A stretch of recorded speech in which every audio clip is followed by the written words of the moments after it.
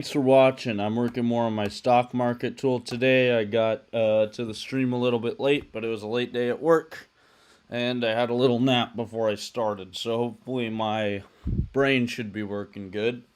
Today, I guess I just said that I'm working more on my stock market model. Let me talk about, I'll give a brief overview of my goals, where I'm currently at, then I'll get to recent progress and what I'm working on today. So, these are the two goals for the model. Number one, beat the S&P 500 by a significant margin and make money in all regimes. So if the S&P is going up, I want to be doing better than the S&P by at least, 2 to 3 times. If the market's going down, I still want to be making money. So that's the first goal. The second goal is to create a usable Python tool. So I'm writing all this code in Python, and I'm generalizing it so that the models I'm making, the stuff I'm working on, is only taking, under 100 lines of code. And this way, anyone can rapidly iterate, rapidly create models for themselves. The one constraint on this is I want everything to be free. So all data sources should be free. Nothing should cost money. So, yeah, that's basically the project. So I started at the beginning of the year. Here's where I was at in January. So I started with NASDAQ data. Turns out that wasn't going to work. It is free, but I'm going to have to download it every ticker individually for each day, so that's not going to work. So I found a better data source that has this data here. I should say first, here's the layout for the model. So first part of the model is stock universe. So I have data. You don't want to use everything, so you want to isolate a stock universe. Once I have that, I'm then feeding that into a returns model to train it, feeding the stock universe and features into the model. So you don't just send the price data in, you calculate all sorts of features on the data. Once I have that, I'm sending that into a portfolio model. So this model really is the workhorse of the whole strategy. And then I send this into this portfolio model here. Yeah, that's basically that. So this was the first iteration, trying to get a good returns model. And I did all right. I got some decent portfolio strategies. The problem is everything here is really fragile. I'm only picking one stock per day. I got better results here in the refinement section if I change the threshold required to buy a stock. But even then, I'm still picking one stock per day, and the best threshold I found was right at the edge of the data. If I increased it one more percentage point, it wasn't picking anything. So for these two reasons, this was a really fragile strategy. So I needed to go through and get the strategy can only be so good if the returns model isn't great. So I had to go through and get a better returns model before I could do that. So I need to basically rapidly iterate different targets and features for that. Before I could do that, I had to clean up the code base. So this took all of January. Here's where I was at the end of February. I added all these features and targets on price data, and then it was time to march through the model, find some good strategies. The first strategy I found was this strategy here. It seemed to be working really well. I then tested it every which way I could. It seemed like here, once I incorporated everything to make sure it wasn't overfitting, it was getting even better results. But the problem is, when I did a walk forward analysis, you see the performance is falling off with time. I tried some different things to improve the model. I thought I found that adding sectors improves the model. And when I used, not that, here. When I used North American Industrial Classification System instead of the SEC sectors, it performed better. And so I thought I was really good there. The problem is, so I have a few problems. When I tried the walk forward analysis on those results that I just showed, the problem is I'm getting negative information coefficient, so that's really bad. I also determined that my universe wasn't right, so I fixed the universe. I fixed how the features were being calculated, so I changed them from being calculated just on the universe data to being calculated all data, then filtering out things that aren't in the universe. Um, and so on the model where everything's neutralized to the market, I got really good results. When I went back and did the sector method, that gave worse results. So I need to troubleshoot that because, really normalizing those mean reversion and volatility features to the market should improve the model. So I need to figure out what's going on there. Then last night I said, okay, well, this looks really good. It's meeting all the metrics, or most of the metrics I'm trying to hit. Let me go through and do a walk forward analysis. So let me show the results for that. So here's that here. And once again, the data's cutting out. Now it's cutting out after 2019. So when I try to isolate the data for 2020, it's not getting anything. So I'm going to be troubleshooting that today. So let's get down to business. I don't need this guy. And real quick, I'm going to go grab my earphones so I have something to listen to. And I'll be right back. Good boy.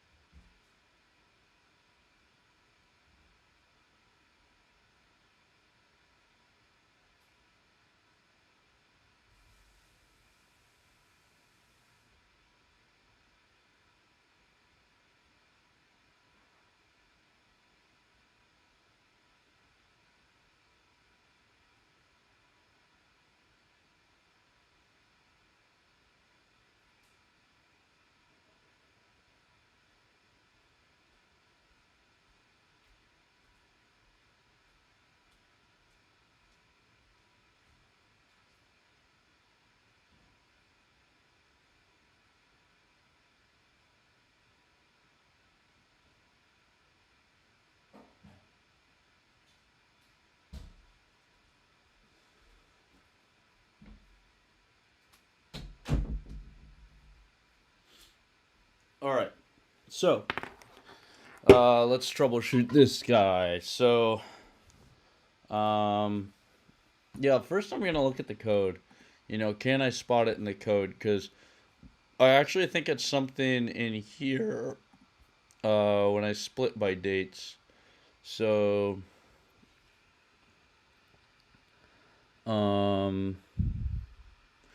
maybe I could just run the model. And where's the debugger? Model 12, not that. Oh,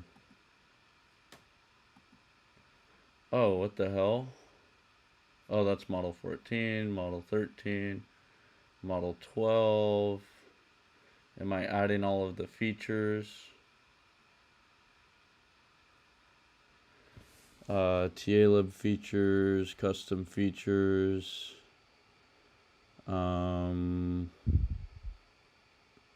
Wait a second, what the hell? Is this still model 12? Have I changed this at all? Oh no, I didn't save. This file's not in the GitHub because I don't want to share my strategies.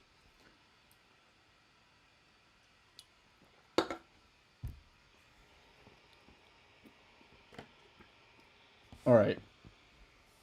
So,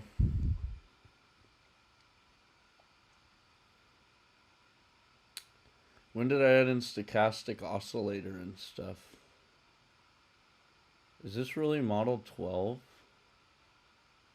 Oh, so I do have stochastic oscillator. Oh, this is get feature. Oh, okay, good. Here's model 12. Do I have the debugger? Yeah. Am I adding in the features? Yeah. Non-time period features. Target.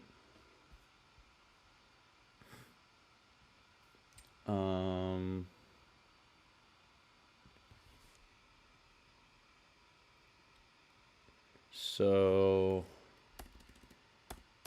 let's add the debugger here. Let's just make a new one actually for test split. So we could do everything up to there, put it in a new test. So test model 12. Now let's go up here, make a new flag. We're going to call it model 12 split. Just test split M12 equals 1. Turn this guy off, and let's make a description really quick. Say test split M12. Test split M12. Tests splitting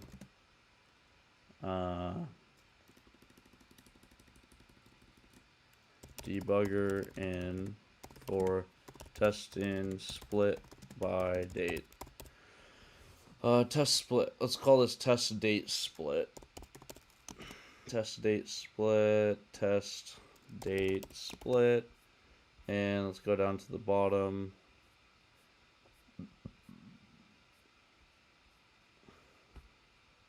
So here we could say if test date split M12 is equal to true. Let's paste that stuff we just got. And then add the debugger. Now let's run that. Make sure it's turned on. Make sure everything's saved. Alright, good to go. Exit. Model Explorer. And let's run this.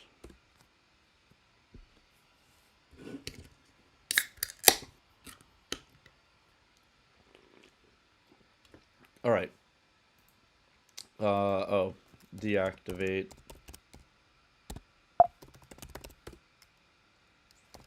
Conda, activate, stock market. All right, now let's do Python 3.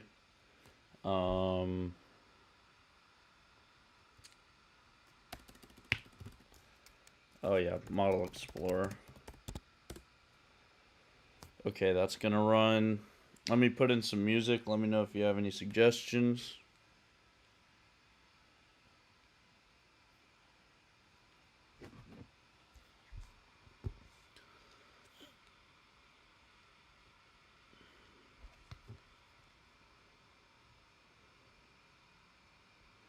Need a good song.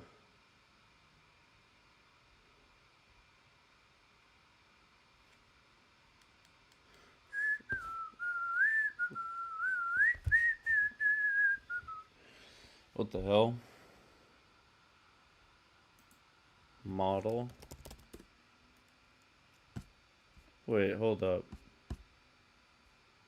I don't think I put the stuff into the model, did I? It shouldn't have gone that quick. Oh, right, because it didn't calculate anything. So now let's say model dot split by date, I think it is. Split data by dates.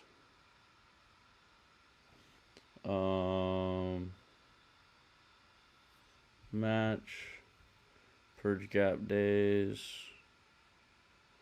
Embargo days.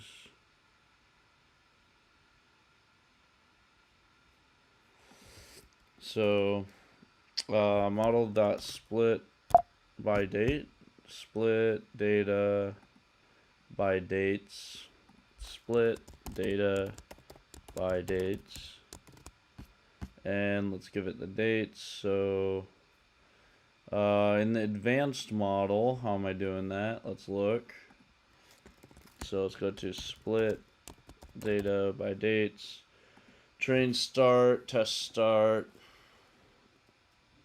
Okay, cool. So let's do train start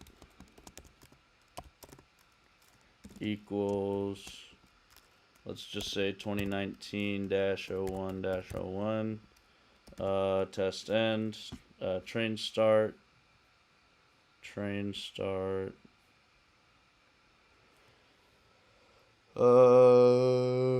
Train start, val start, test end. So training from 29, let's say training on 2018. Test start is 2019. Let's just put them all in. So train start is that, val start, this guy. So let's start validating on the next year, 2019-01-01. Train test start now is 2020-01-01. Test end is 2021-01-01. So let's try that.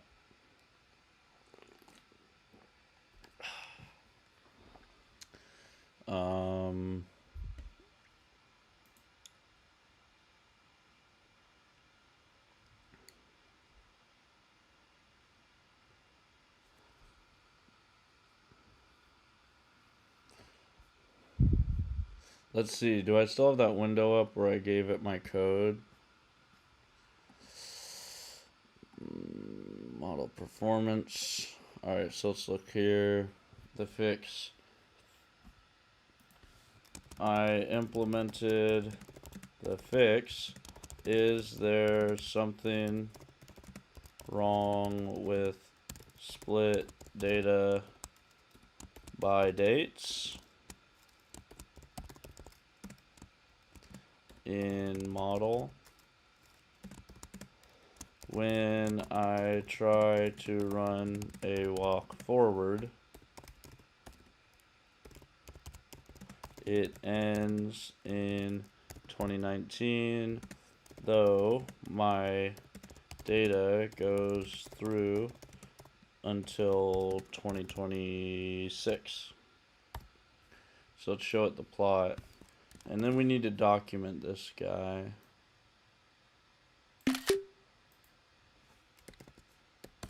Alright, so troubleshoot that.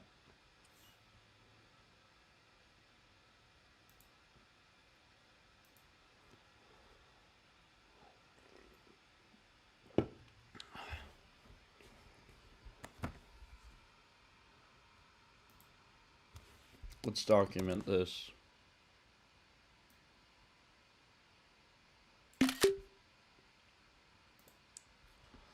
Alright, so I thought I fixed it here.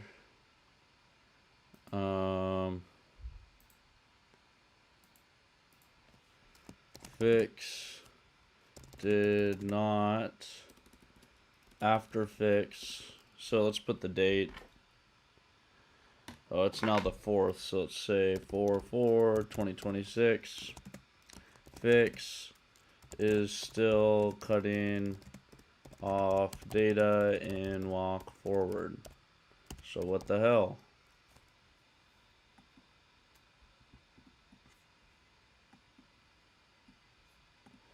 Although results are better.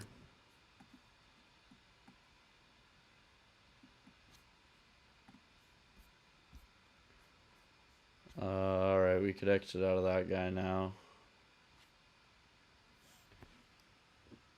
What is this? Buffering?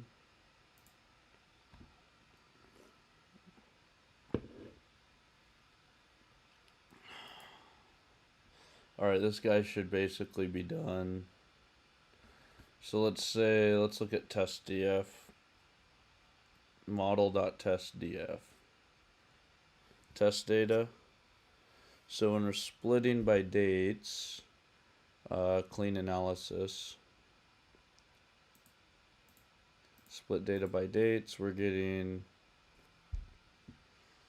train df, val df, test df. So let's look, is that really empty? Model.test df.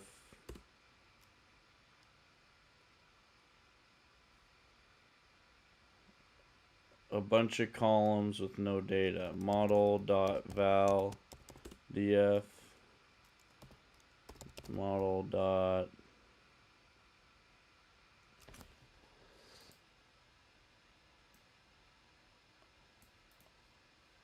copy. So let's go up. So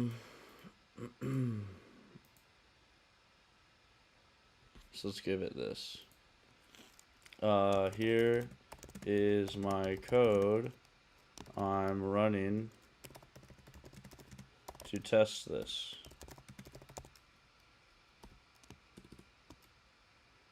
In the debugger, I run this line.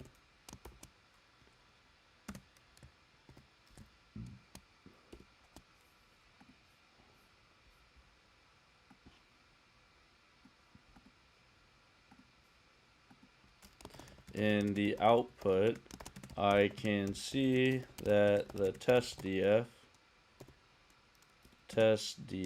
is empty. Given these results, reassess your conclusion.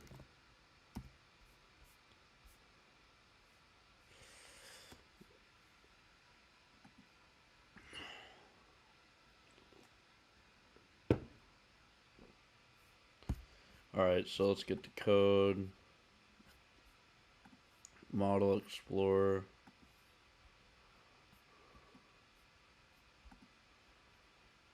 And it all keeps falling down.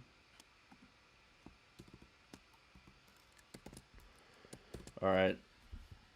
So reassess, mister.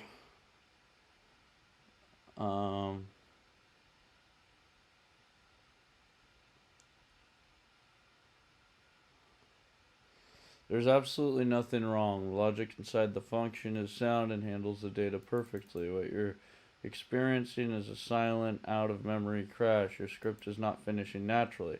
Your computer's operating system is forcefully killing the Python process right after 2019 fold finishes because it ran out of RAM.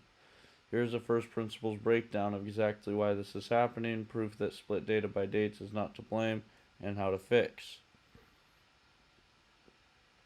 You might suspect that the embargo gap swallowed your 2020 data, causing an empty data frame that crashed the loop. When the walk forward reaches 2020 fold, test start is 2020-01-01 and test end is 2021-01-01. Your code applies the 44-day gap to the beginning of the test set. Therefore, your test DF for 2020, it contains 10.5 months of valid data. The real culprit, the Python memory leak. Model 18 is massive. I'm doing model 12. Single copy consumes 4.5 gigs of RAM. And walk forward analysis, memory management.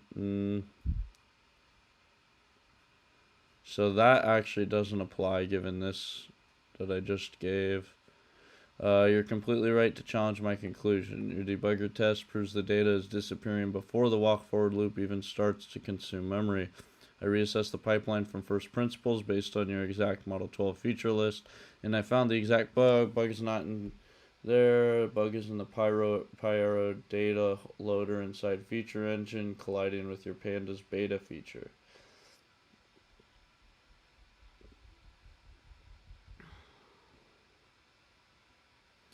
In clean analysis, your universe class explicitly drops all ATFs.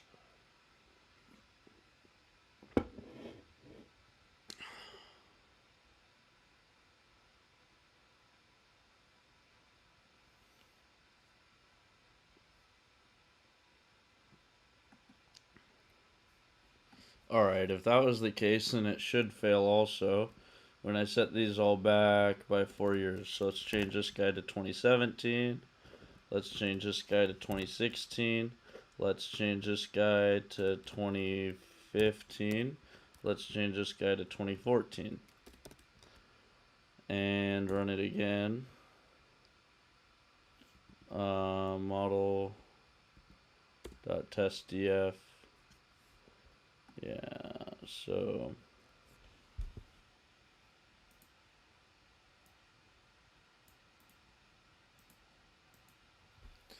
If this was the case, then this line would fail as well. But it does not. Reassess.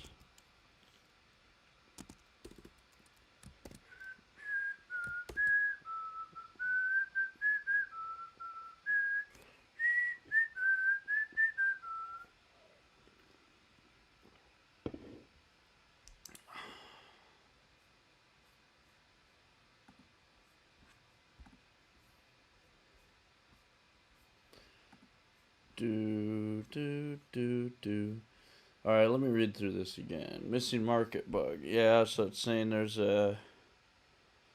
Since the market returns NaN, the beta for every stock becomes NaN. That's not true.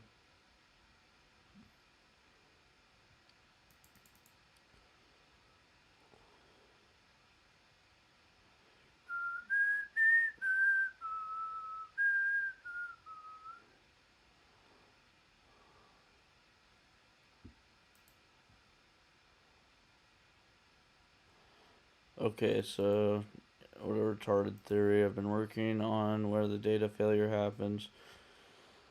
Most recent tests show that the split data... I need to focus on the code and the data around that period. The data must be corrupt or somehow inaccessible.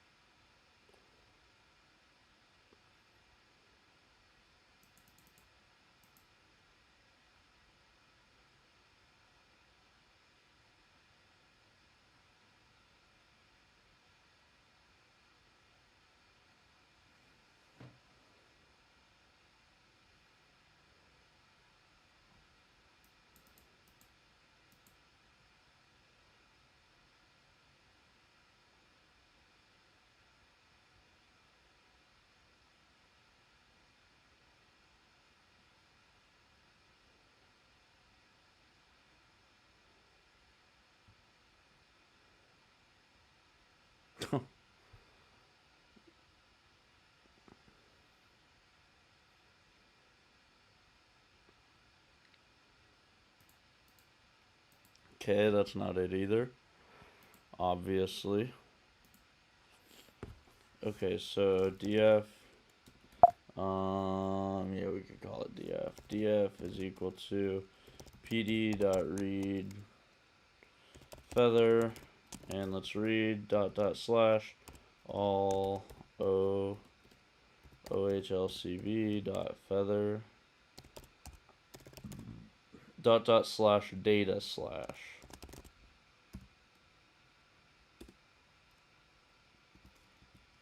Gotta put it in quotes. Make it a string. df.dates. df.date.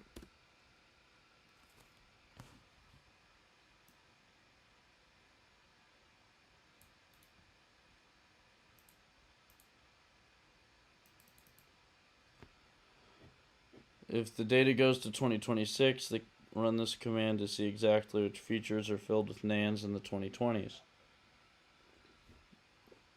Oh.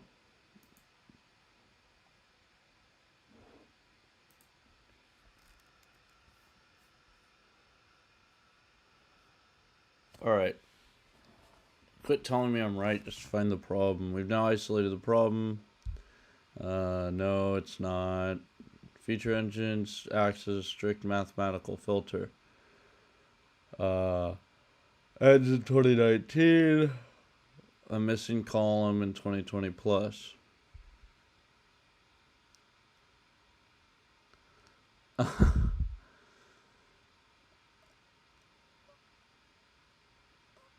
No, that's not it.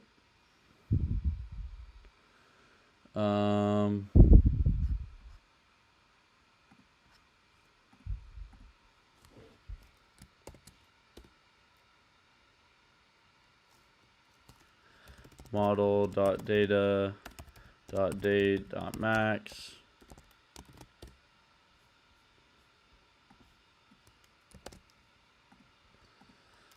The date goes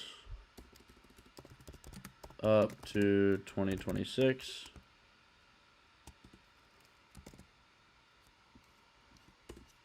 Let's copy this.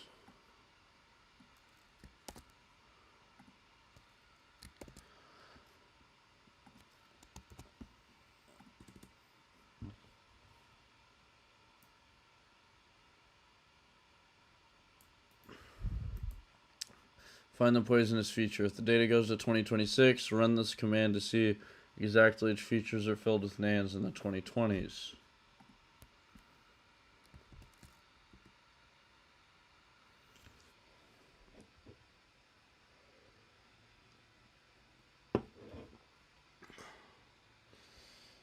So we're getting where date is bigger than 2020 is na.sum.sort values.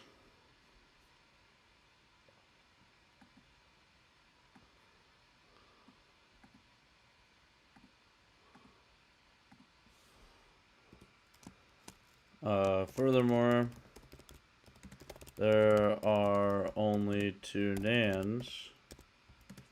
I think this means that both hypotheses are incorrect.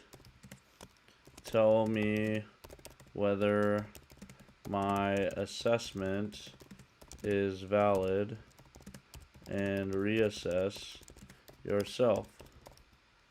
Reason from first principles and use best practices.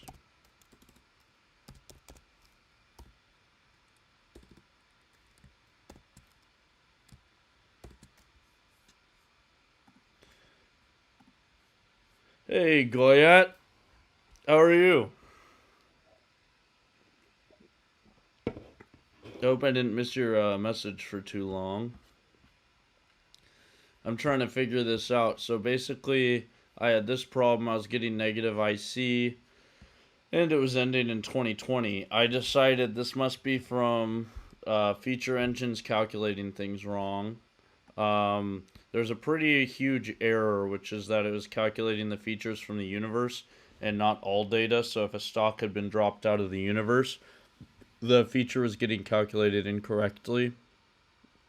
Or for things that were just added to the universe, it wasn't getting the feature at all. So I fixed it.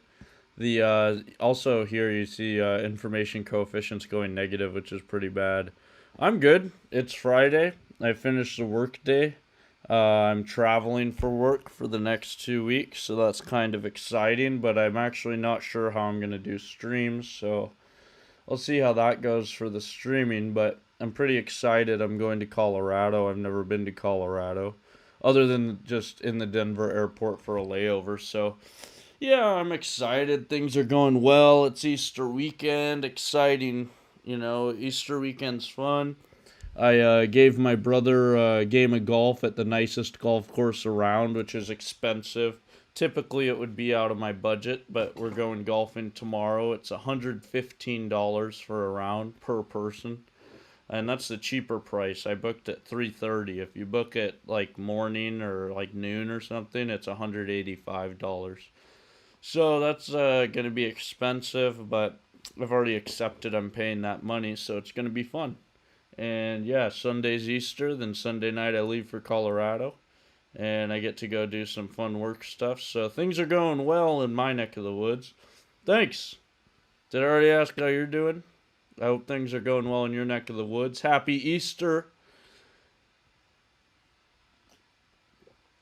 You're absolutely correct. Your debugger output proves definitively that my spy theory was wrong and that the pi arrow loader is correctly fetching data. Your assessment forces us to look deeper, and by reasoning from for blah blah blah blah blah. Cross-sectional contagion. Why 2020 specifically vanished, and the one-line fix to solve it. The illusion of the zero nans. After generate targets and features had already run it. Oh yeah. Land model.data.date. I guarantee the length is 0. Okay, that's quite a guarantee. You've been wrong a lot, but let's see. Oh, it is indeed 0. Alright, good, we're on the right track. Think about what happened in the market in 2020.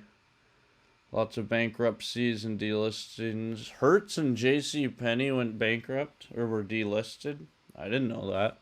If a stock is halted or flatlines, its rolling standard deviation becomes 0. Look at your custom stats. If a stock flatlines, really, JCPenney got delisted? Did they go bankrupt? JCPenney. That'd be sad if JCPenney stopped existing. No, it's still around. It's going good. Had a sunny day today. You mean it was sunny? It's sunny where you live, or do you mean it was? You spent the day outside, or both? Either one sounds good. Look at custom stats, calc VWAP Z-score. If a stock flatlines, VWAP Z-score and calc Z-score output infinity. In phase 3, you calculate cross-sectional Z-score for the whole market. Pandas is incredibly resilient to NAN. If one stock has a NAN, mean ignores it. However, Pandas does not ignore inf. Every single stock on that day becomes NAN. When clean analysis calls drop at NA, the one-line fix, we must sanitize the data frame to neutralize inf.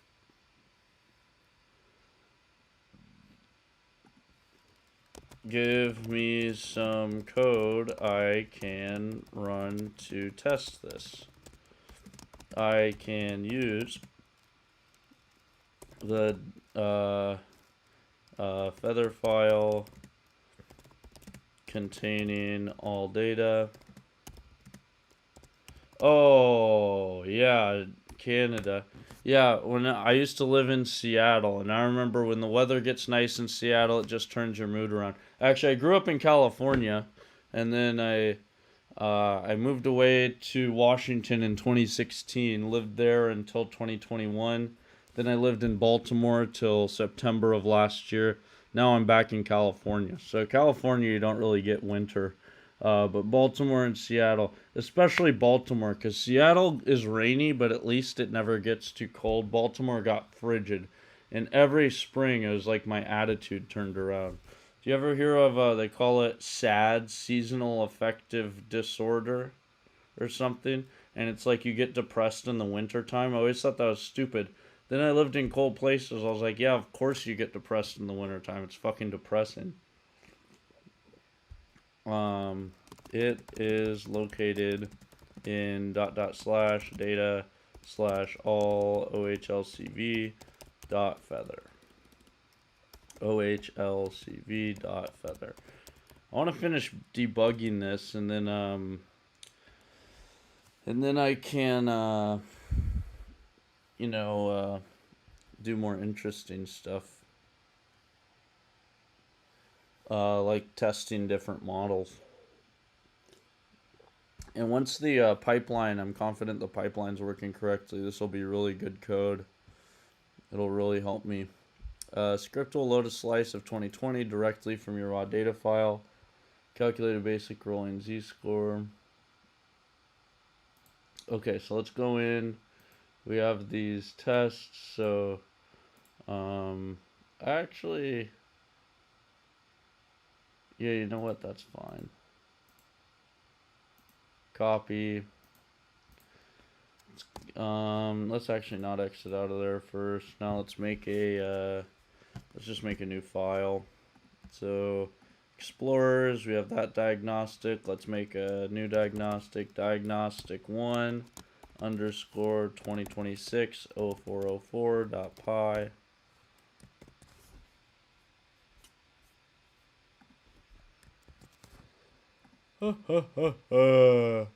Alright. Oh, now let's run, what's it called again? So let's do Python 3, diagnostic 1, 2026-0404.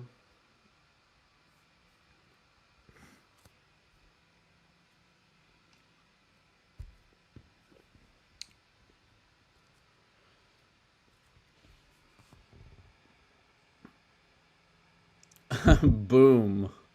I like how it put some personality in here. Calculating, found 156,000 NaN values, mostly normal. No infinities found. No infinities in the infinities in your main script might be originating from other ones. Injecting exactly one infinity. On 2020, calculating cross-sectional mean without fix. Entire trading days were destroyed. Look at Apple and Microsoft on 2020, 316. Yeah, but you injected it.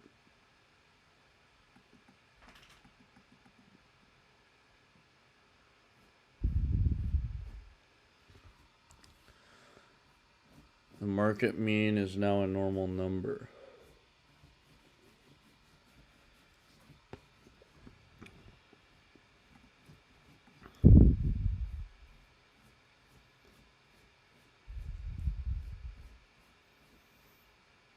You'll see how dot replace. Okay, but this doesn't prove any infs are actually being calculated. What features could they be from? Also, the cross-sectional z-score shouldn't be calculated for Apple in the example you gave.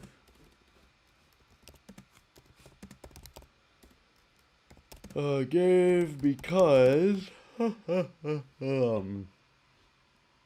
shouldn't be calculated for Apple because it now has an inf feature. You can't get the cross-sectional z-score on an inf.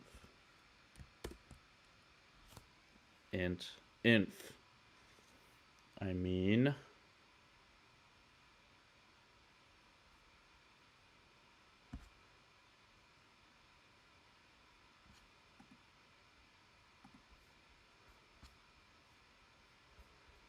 let's just put this in, put it here and say left.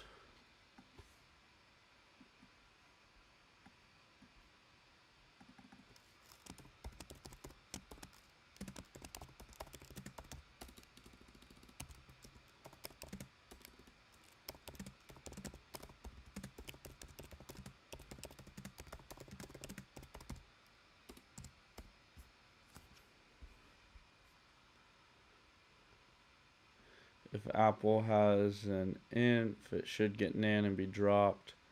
You only want valid data. The problem was the contagion.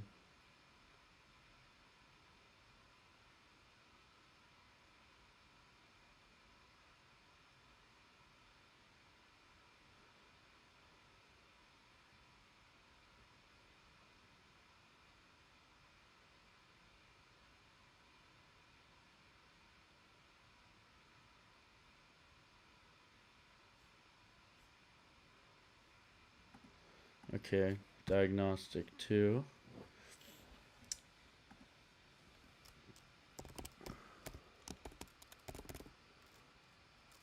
(2026-0404.py).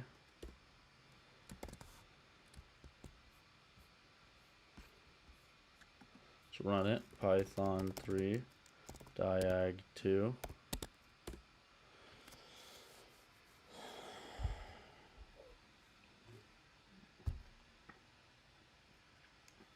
Recommend me some music to listen to. Oh yeah, subscribe also. Like the stream. Go to the GitHub. Check out the code. Start the repository. Watch the repository. Follow me on GitHub. All that stuff helps me out a lot. So I'd appreciate it.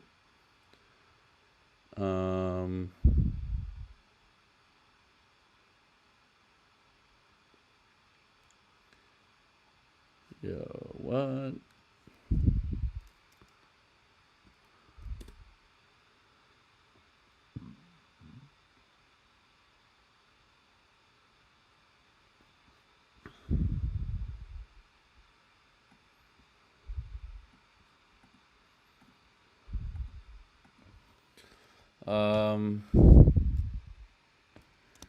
Here's the output. But do this for all features. There seems to be a possibility that some feature is causing the error and giving infinity.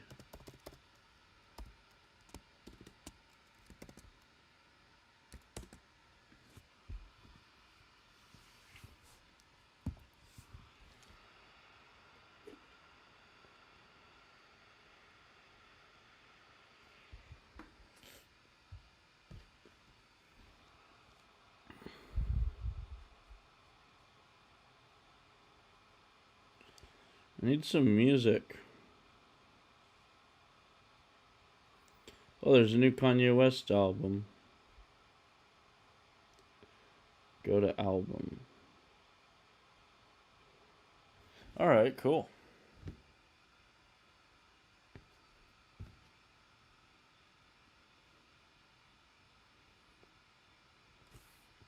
Wow, what a treat.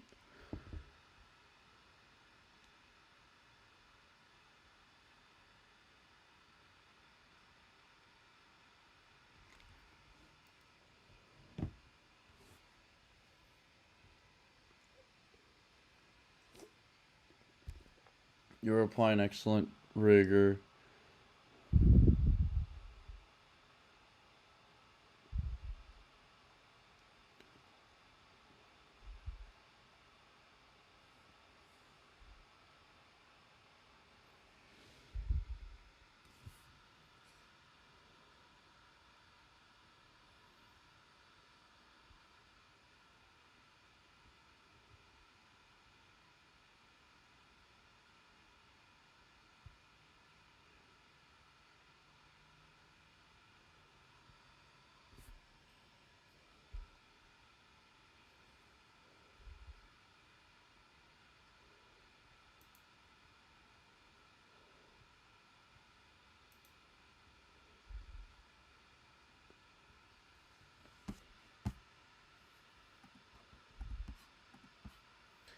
Alright. Diag 3 underscore 2026 0404.py.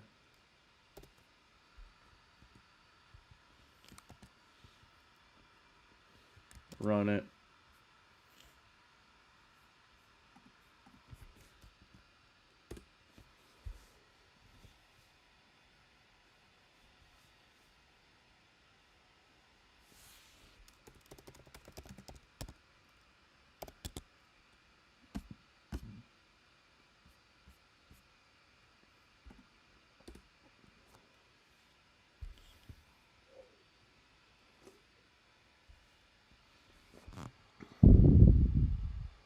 Alright, so let's see. Oh, so we do get this divide by 0 encountered in log. So that divide by 0 will give infinity. That's the proof. But we'll wait for this to finish running. See what it outputs.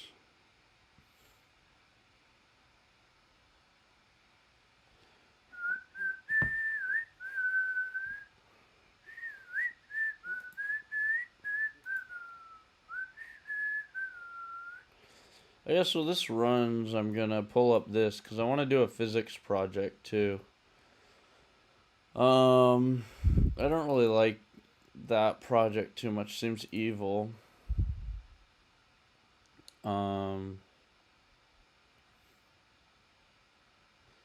Directionality barrier.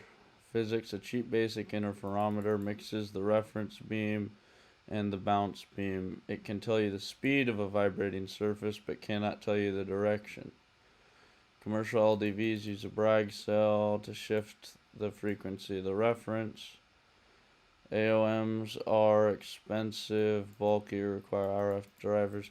Can use a cheap 3x3 fiber optic coupler. I mean, obviously you could use a 3x3 fiber optic coupler.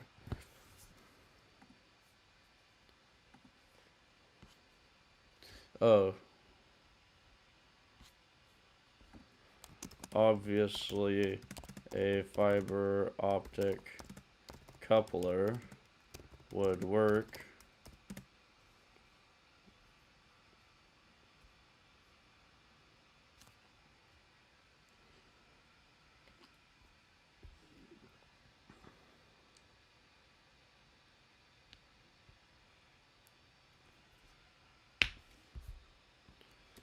Surely somebody has tried this.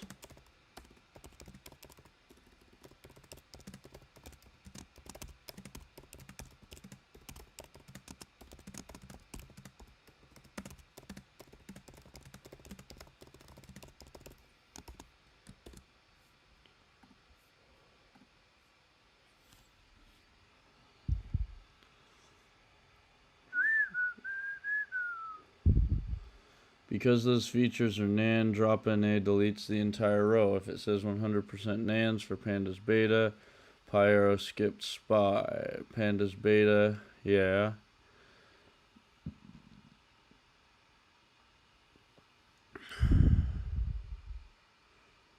Rate spread. Okay, so the betas, ADX regime, ADX. What is ADX? ADX technical feature. Oh, indicator. Average directional index measures the strength of a price trend regardless of its direction.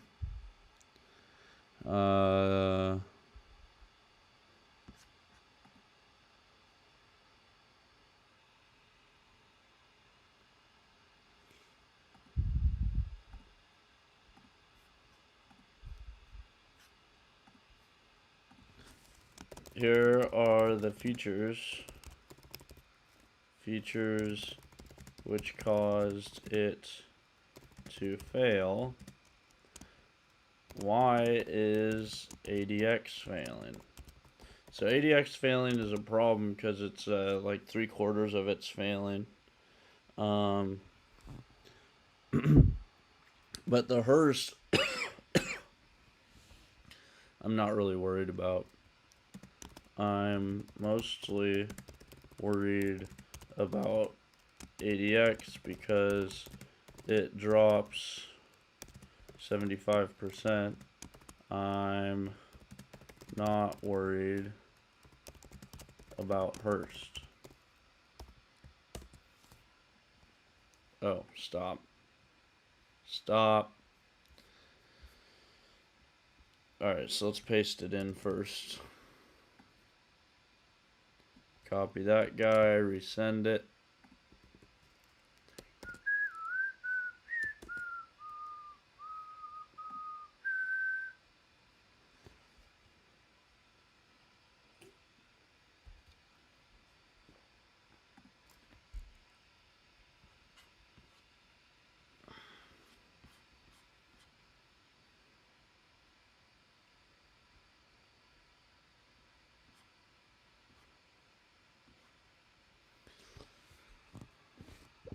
First, notice that pandas beta and market SPI return are exactly 100%.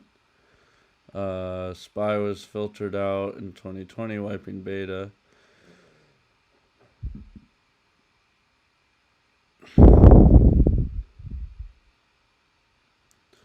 Here's the first principles explanation of why it fails.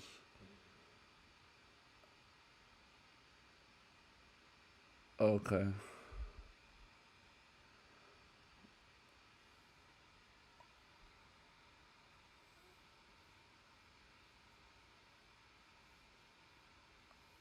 But ADX 200 needed 400 trading days.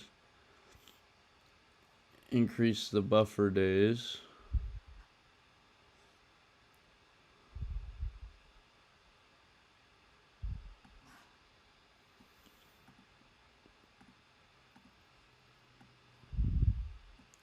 Okay, so increase buffer days is the first fix. So let's go to feature engine. Is it updated is the question. I don't want to make too many changes on GitHub. Scripts. Yeah, we're good.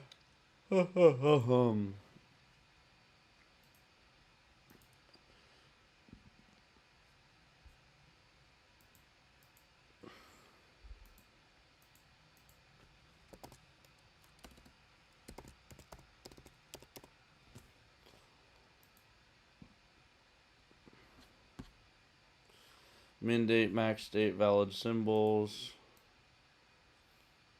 So let's replace this guy.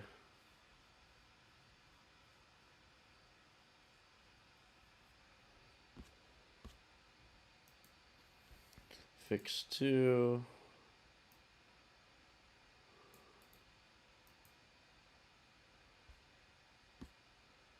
So after valid symbols, what's happening?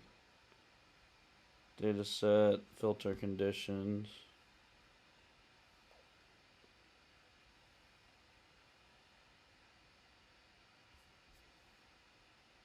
Alright, that stuff's all the same. Raw df, dataset.toTable, filter conditions, 2 pandas. Good.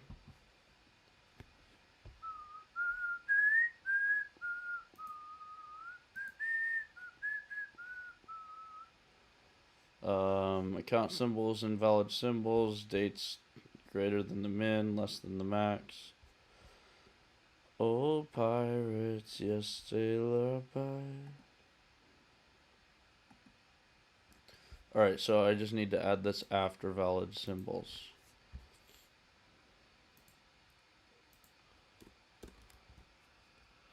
But my hand was made strong by the hand of the Almighty. We forward in this generation triumphantly.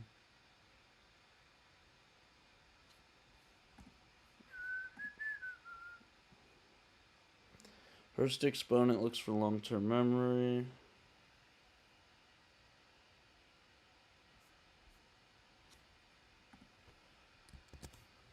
Redemption songs.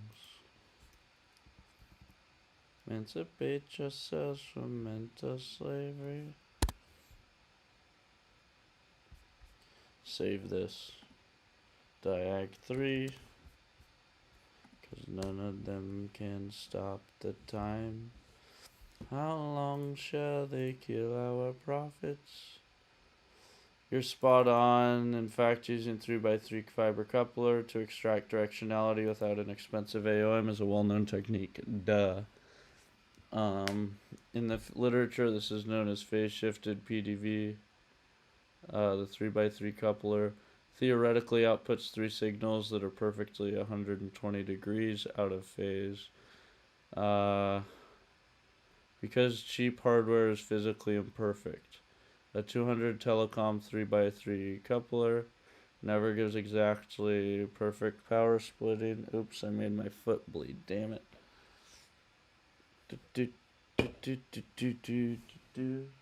Okay, I gotta go clean up the blood off my foot really quick.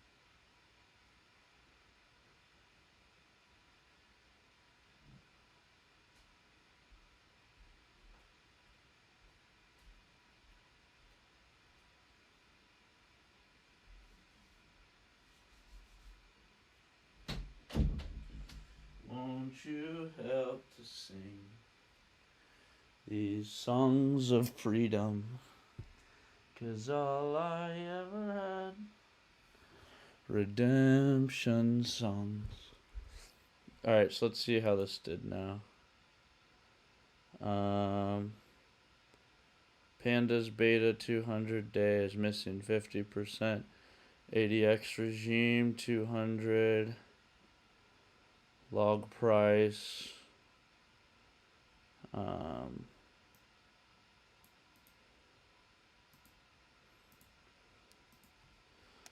This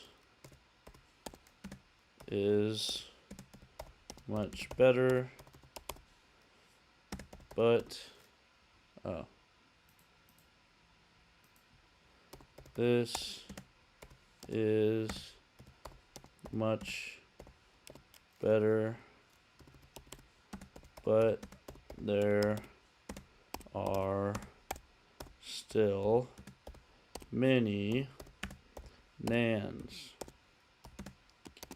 What is the issue?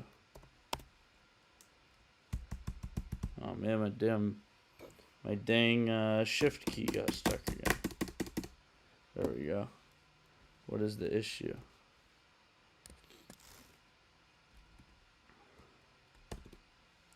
Alright, paste that guy in. What is the issue, space, and how do I fix it?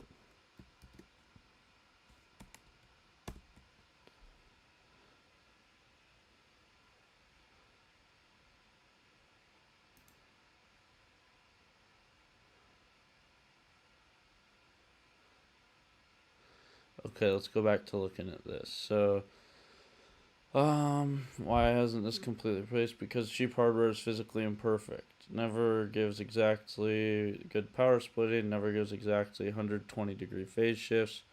Furthermore, those angles drift wildly as the temperature of the room changes or the fibers bumps. When you try to calculate the exact nanometer scale displacement of a vibration using an imperfect shift, your data is flooded with harmonic distortion. The cutting edge right now is not about building a better 3x3 coupler. It's about using advanced algorithms, machine learning. Alright, it's focused on the damn quant thing. Before you innovate, you need to see how national labs implemented this for shock physics. Key paper. Yeah, I know strand. Phase shifted PDV. These papers show you the physical fiber optic layout.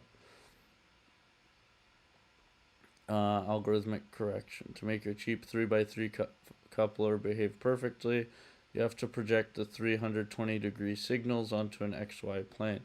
Theoretically, they should form a perfect circle. They form a tilted off-center ellipse. The cutting edge is algorithms that dynamically force that ellipse into a perfect circle. Okay. My foot's still bleeding. Let me see. I think my foot should be good. Alright, I'm gonna keep pressure on it for a little bit longer. Hey, Moonlight, thank you. I appreciate it. I'm hoping I'll finish fixing these problems with Feature Engine tonight. We're making good progress, so we'll see. But yeah, I'm hoping that should be fixed tonight. Alright, that's done bleeding. Alright, so you've reached your rate limit. Gosh dang it. Whatever, I made good progress. So now we could switch to Claude.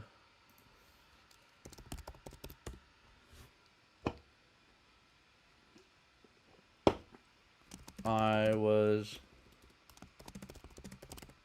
having an issue where Feature Engine failed to look back far enough.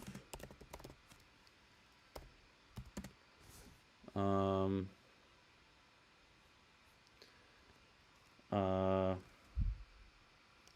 I wrote a diagnostic to assess this. Gosh, dang it. My foot just won't stop bleeding.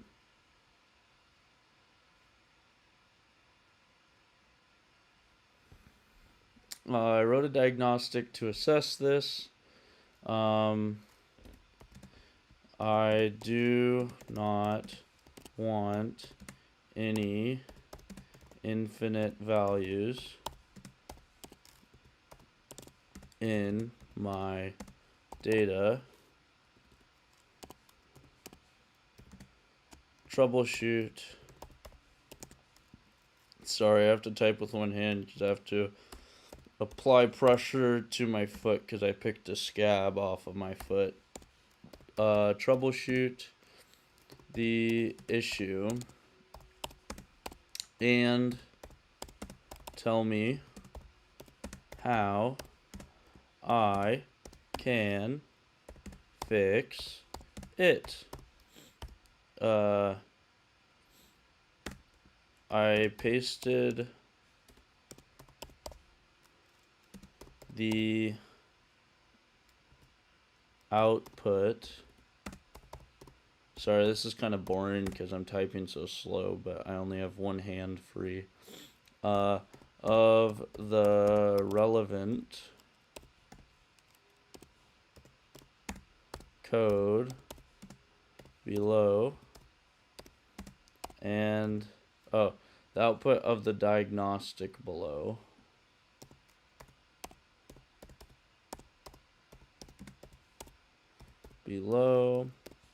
And have attached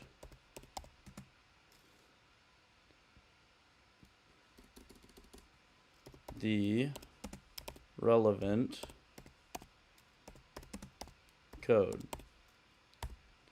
Okay, then let's give it so shift enter.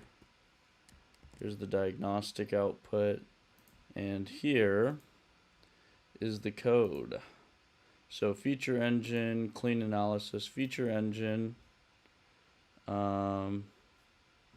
give it that. Then we also want to give it the diagnostic. So diagnostic 3, upload, send it. Okay, now troubleshoot.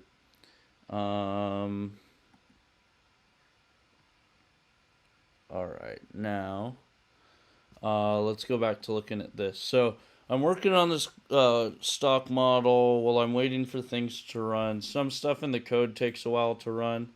And the AI takes a while sometimes to give me some feedback. So basically the problem I'm trying to troubleshoot is this. I have a model which I've had to make so many fixes over the past month or so, but I'm getting there. After adding a bunch of fixes, now I have this model which so I thought I fixed feature engine code. Turns out I didn't, but I was getting really good results here. So I did a walk forward on this, but here's the output of the walk forward. So it's ending after 2019 is the last year. The data goes up to it goes up to right now. I've only pulled it to last time I pulled it was like February, but that's good enough because I'm just trying to train a model. Once I get something good, I'll pull more recent data. But it should go up to 2025, so it's cutting off at the end of 2019. So I need to figure out that. So I'm on the way to figuring that out. The last time I ran it, there were a bunch of features that were giving all nans, and if a row has nan for any feature, it's getting dropped out of the data. So now I'm doing a better job. It's not returning all nans for everything. Also, my foot's bleeding, so I have to make sure that's done, or I have to keep applying pressure to it. Yeah, you see this is much better. So I'm getting there. I just have to tune this up. So this guy is looking at it. But while I'm doing that, I also want to find some physics projects I can live stream. Um, yeah, that's what I'm looking at now. So algorithmic correction, to make it behave properly, you have to project the three signals.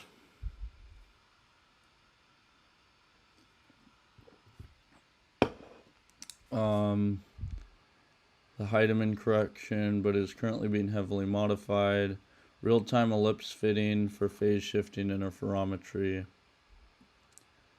Current ellipse fitting algorithms fail if the target vibrates irregularly or if there is speckle dropout. Is my foot bleeding? No, it looks like my foot is good. Deep learning for phase unwrapping. Bah. Abandoning trigonometric ellipse fitting entirely and using neural networks to extract the vibration. Deep learning based phase unwrapping for phase shifting. Deep neural networks for high speed and accurate phase retrieval. The current AI models are heavy and slow. They work well for static 3D topography, but struggle with high speed transient vibrations. If you can build a lightweight quant model, stop it, that cleans up 3x3 phase data in real time, you have a commercial product. Overcoming speckle. If you want to look at the cutting edge of how people are combining cheap hardware with fiber optics to solve the speckle problem, spatially diverse PDV, arrayed, look into papers,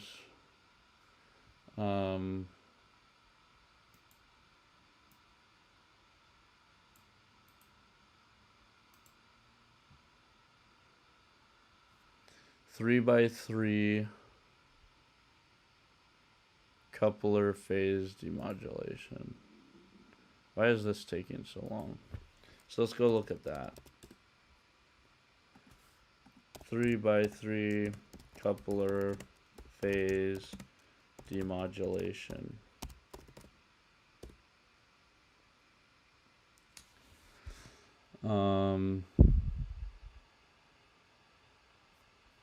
Since 2022.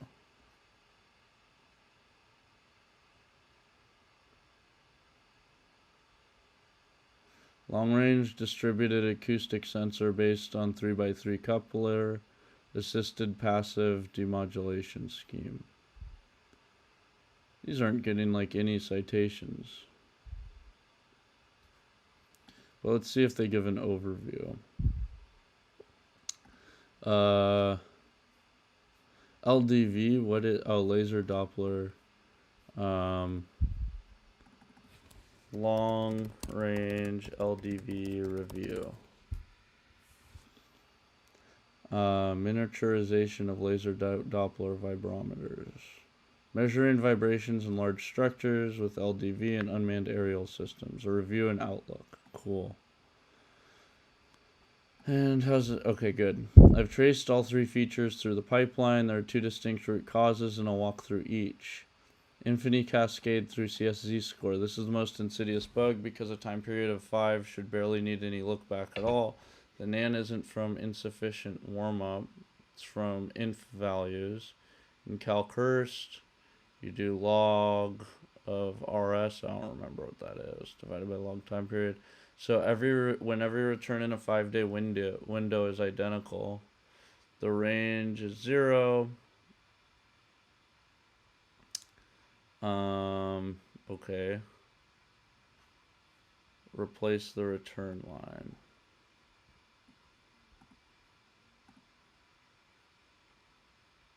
Oh, that's not going to be any better. ADX regime 200.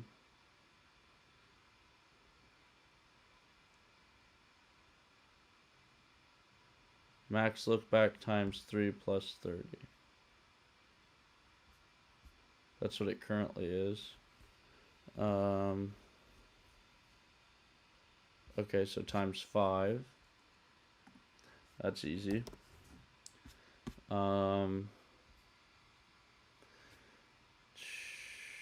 Global safety net, catch all remaining inf before transformations. Even after fixing Hurst, other features can produce stray.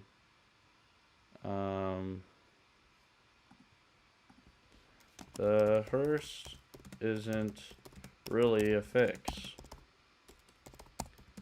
The model drops all rows which have nan as a feature. Is there any way to reduce the number of minus inf I get for the Hurst calculation? Global safety net catching all remaining inf.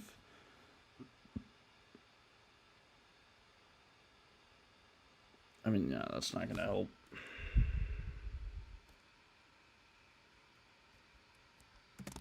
This also applies to overriding inf to nan. It won't help my model, period. I need fixes which give me actual values. Yeah, so if you just tuned in, please subscribe and like the stream. Go to the GitHub. You could get the code I'm using. I'm constantly updating it like I am right now. Let me know how it works. Let me know what features I can add. And it helps me out a lot if you start the repository, watch the repository, and follow me on GitHub. That helps me get freelance coding gigs.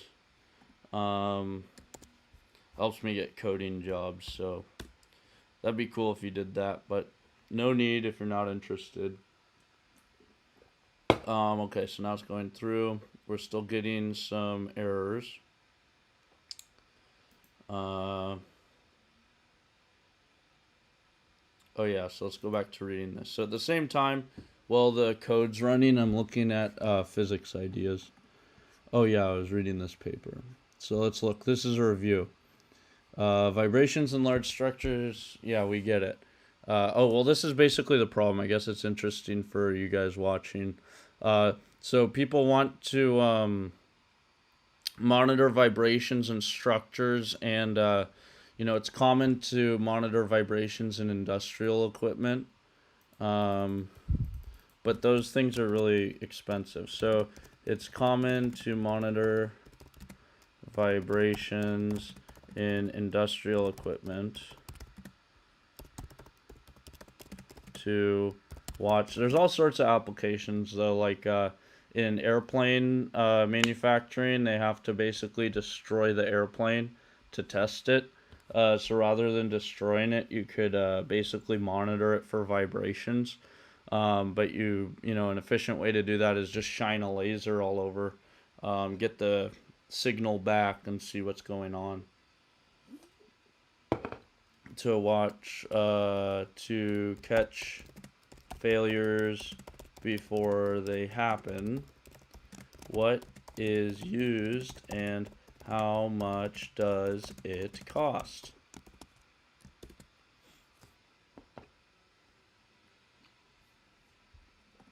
Alright, yeah, so blah blah blah, that's the point. Employing non-contact vibration measurement methods from or via an unmanned UAV. Okay, and is therefore becoming an increasingly interesting research topic. Reviews current state of the art. Yeah, what are the conclusions? Blah, blah, blah, blah, blah. Blah, blah, blah. Vibrometry. Oh, I thought it was velocimetry, but it's the same idea. Get the velocity of the vibrations. Blah, blah, blah, blah, blah. Current state of the art. A very important development in the second decade was that known as signal diversity. Shit, what shitty writing. That made LDVs a very important development in the second decade, whatever that is, was known as signal diversity that made LDVs almost insensitive to speckle noise. Hear light from different polarization states. Yeah, blah, blah, blah. Figure 4 shows us improvement of the technique for a laser Doppler strain sensor. Improving the signal for this kind of sensor is even more critical than for conventional LDVs because both the reference and measurement beams interact with the surface and thereby suffer results of the laser speckle. Okay. I don't care. Tell me the cutting edge.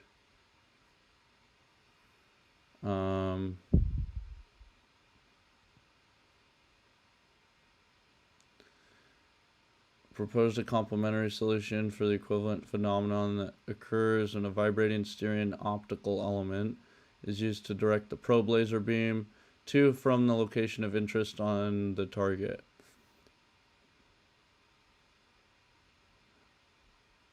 So I don't get why they're using that.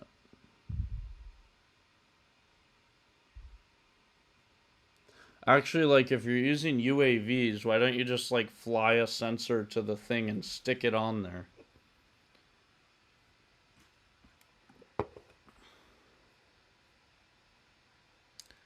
The industry referring to condition monitoring piezoelectric accelerometers.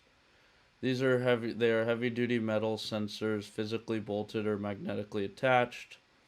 The sensor itself, 100 to 500 each. Installation, 1,000 to 2,500 per sensor.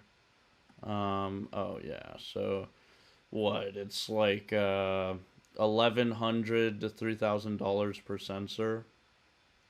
Wireless IoT sensors to avoid the cost of wiring. MEMS. 300 to 1,000 per sensor. Critical asset systems.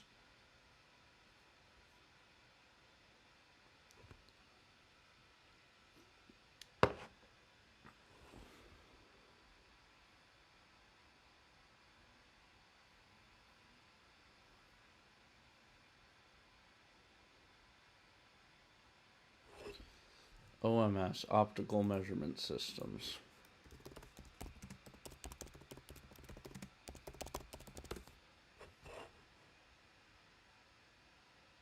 Laguna Hills? Hey, I know where they are. That's right by me. We'll go visit them. So what do they sell? Zeta 20 optical profiler. Oh, that's not going to work. We need some long distance shit.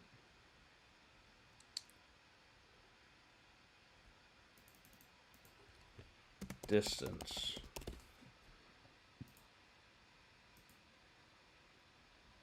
Alright, what'd this guy do? That doesn't help. So we could just take out the 200-day features for ADX regime and beta. 5-day Hurst is failing.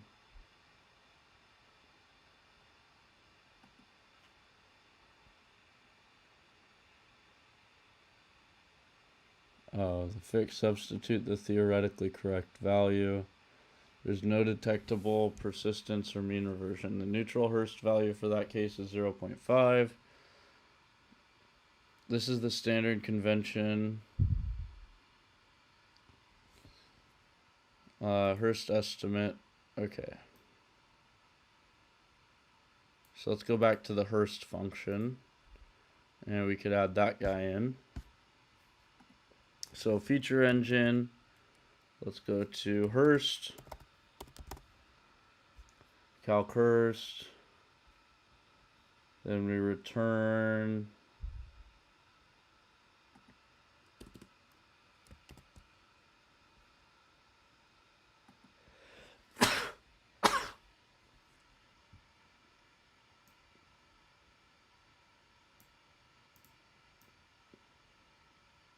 I guess take that out and leave the pad in. But let's put that guy in first. Forget about the pad here. We have the better description below. Oh.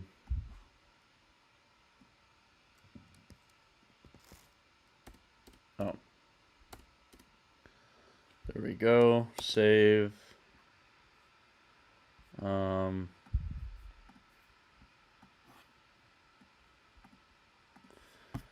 I'm wondering, did I not add that? So let's run this again, see if it... I'm not sure if I saved the file after I added that. So let's see what happened.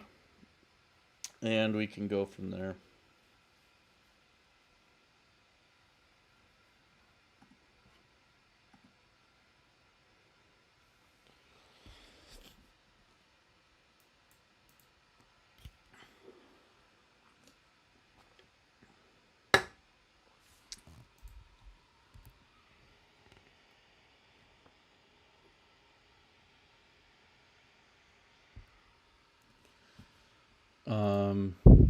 Yeah, still a lot of divide by zeros. But now those should be getting overwritten to the standard Hurst value. That's actually all those are in Hurst. All the divide by zeros so far are in Hurst. Whoa, lots of failures. Oh, but none of those.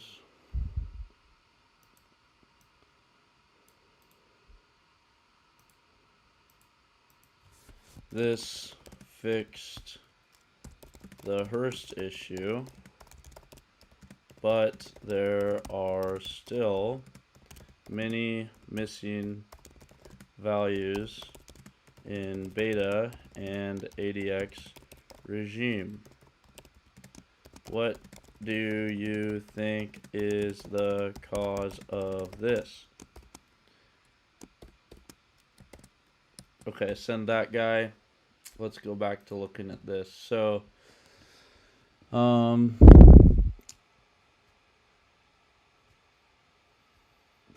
or OMS. So let me... Oh, they build them.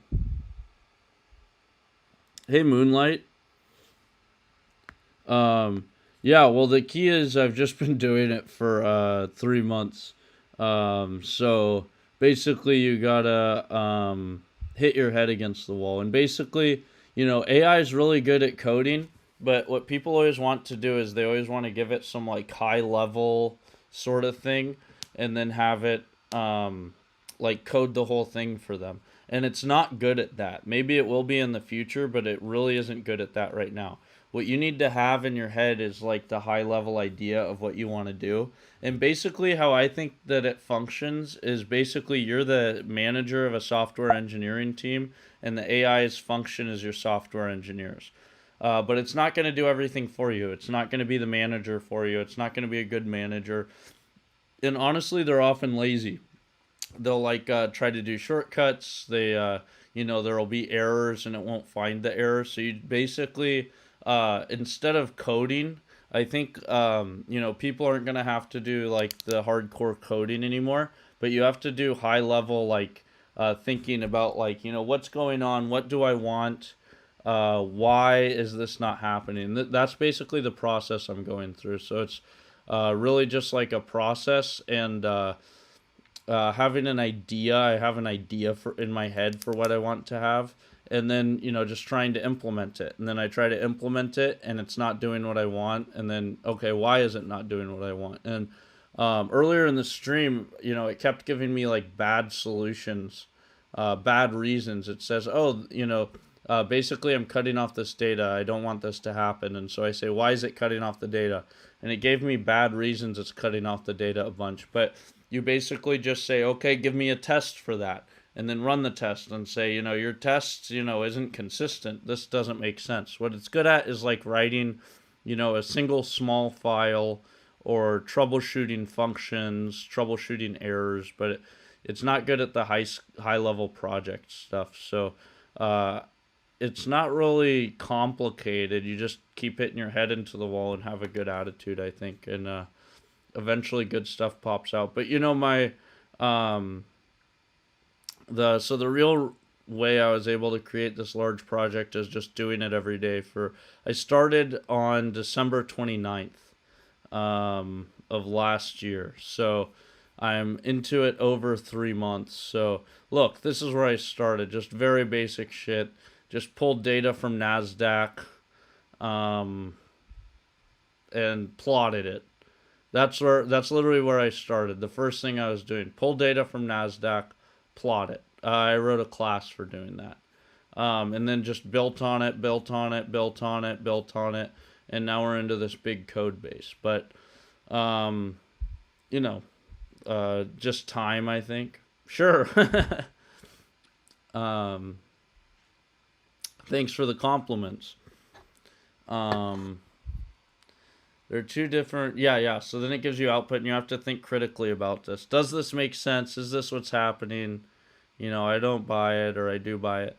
These are two distinct bugs. Let me trace each one. ADX regime. Fake zeros collapsing CSZ score. The problem is in calc ADX regime. Fake zeros. Regime is np.zeros like ADX. During ADX's warm-up period, TALib ADX returns NaN. The comparison evaluates the false. Fix calc ADX regime. Propagate the NaN from ADX so that warm-up rows don't masquerade as valid regime equals 0. Okay, calc ADX regime.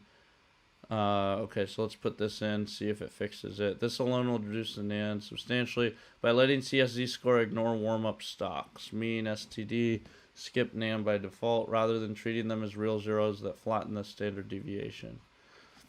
Alright, so calc ADX regime.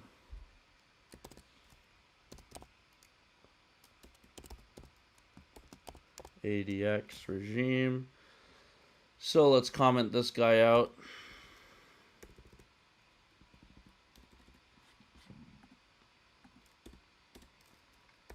Because I want to keep it in case this fix doesn't work, or, you know, I find out in a few days that it doesn't work. I want to still have this. I could remove it later. So old before fix on 4/4/2026.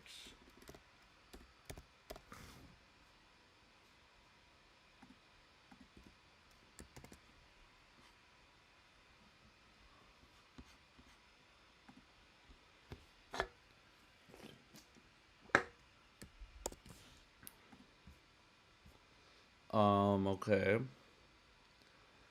Oh, did I paste that in? Yeah, I did. Calc beta, stock history, too short, not the buffer. Increasing the buffer won't fix this. The buffer controls how far back the engine requests data. But if a stock IPO'd in mid-2019, it only has 130 trading days before 2020 regardless. Fix calc beta, allow the rolling window to produce a value with fewer data points by setting a min periods floor. With min periods equals 100, a stock that IPO'd in mid-2019 with 130 data trading days before 2020 now gets a beta estimate noisier than the full window version, but a real value. Okay, so let's say, so yeah, now I'm thinking critically about it. It says, here's the solution, but it's going to give you a noisier beta. You want a beta, here's a beta, but it's going to give you a noisier solution. So will this noisier solution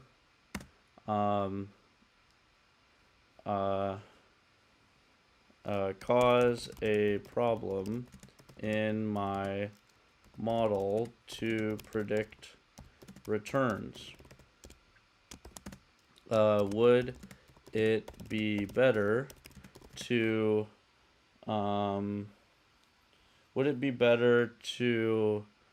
impose a stricter look-back range on the universe? In the example you gave, this would prevent the stock from mid-2019 from being in the universe altogether. Okay, and then what else? Would prevent it from being in the universe. Would it be better to drop the 200-day ADX regime from my model altogether? Ultra think in first principles. Ultra think, yeah, I guess that's fine. In first principles, use best methods, and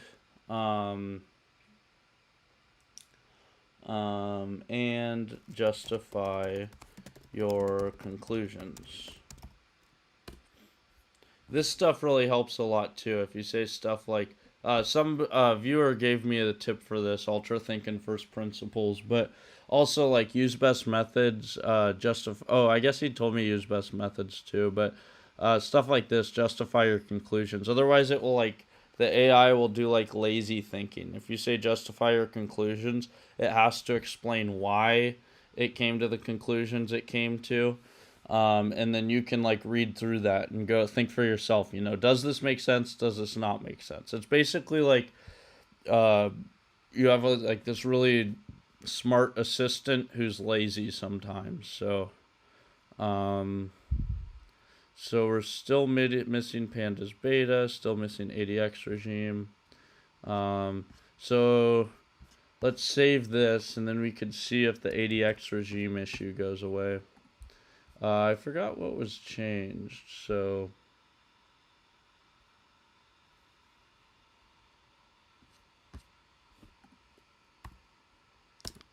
let's run that, see what it does.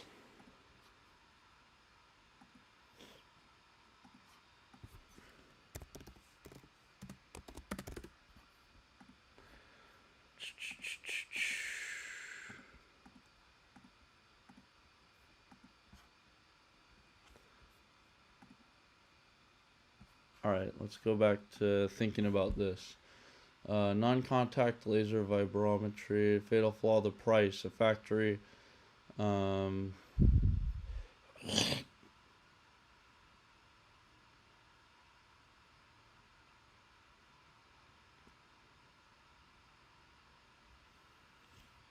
can manufacture the unit for $2,500 and sell it for $5,000.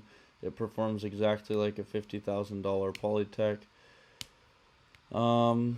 It requires no battery or wireless bandwidth issues on the machine itself. Lasers can easily measure megahertz frequencies, allowing you to catch microscopic acoustic emissions of bearing wear weeks before an IoT sensor would hear it. The ultimate factory setup. You sell a factory a single $5,000 box. It has an optical switch inside that routes the laser to 10 different collimators. You run those cheap fiber cables, which are immune to electrical noise and cost pennies per foot, to 10 different machines.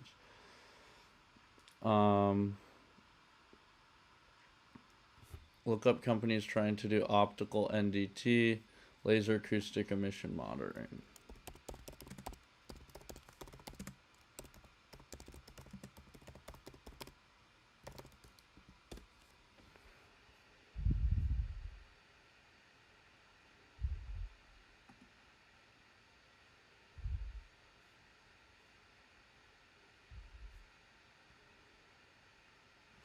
Alright, yeah, whatever. Uses ultrasonic sensors to detect ultrasonic. Just say lasers, you dopes.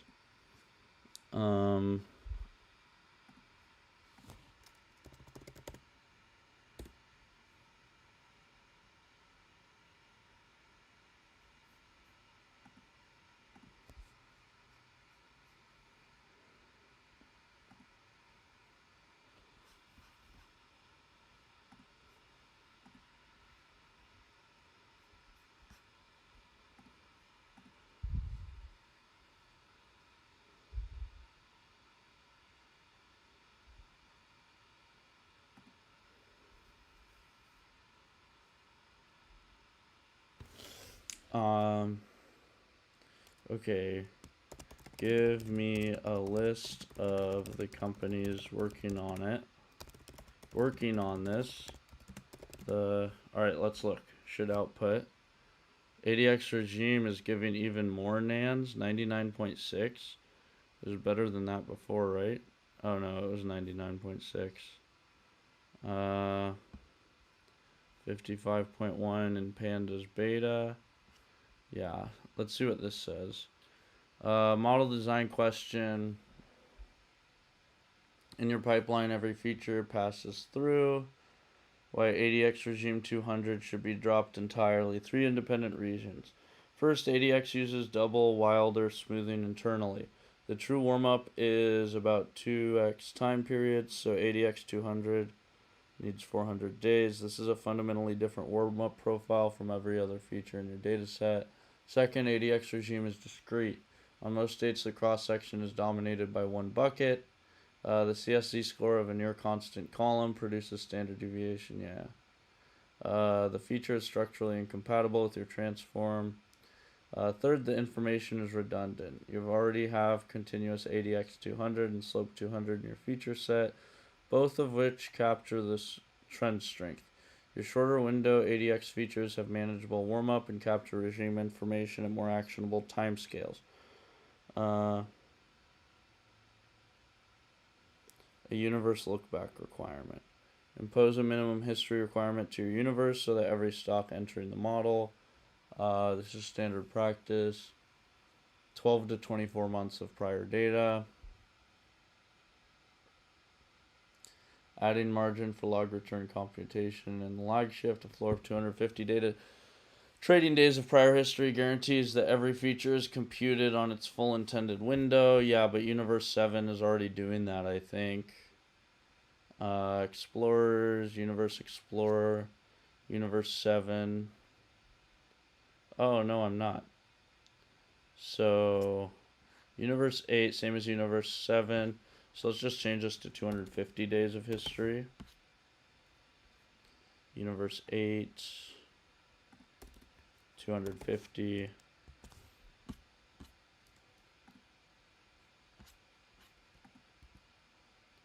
So let's run Python 3 universe explorer.py. Okay, but I think when I did this before, it was dropping a lot of things. So let's look. Alright, so for the first 2011, oh yeah, it should be 0 for all these till we get to 2012 something. Advanced stat 1746 remaining. 1743, 1738, 1854. Price filter. Divide by 0 encountered. Advanced stat 1708.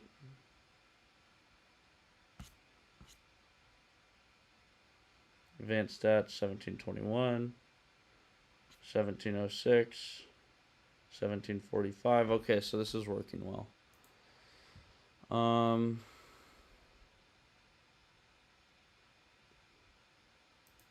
So let's see how this works. Once this universe finishes, let's change it. So we're already up to 2017. Let's see. Advanced stats 1850 remaining, 1839 remaining. 1675 remaining.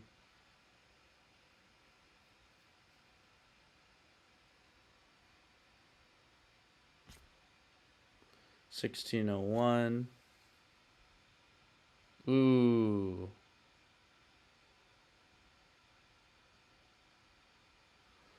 $2019, September 1st. So then it was good till 2019.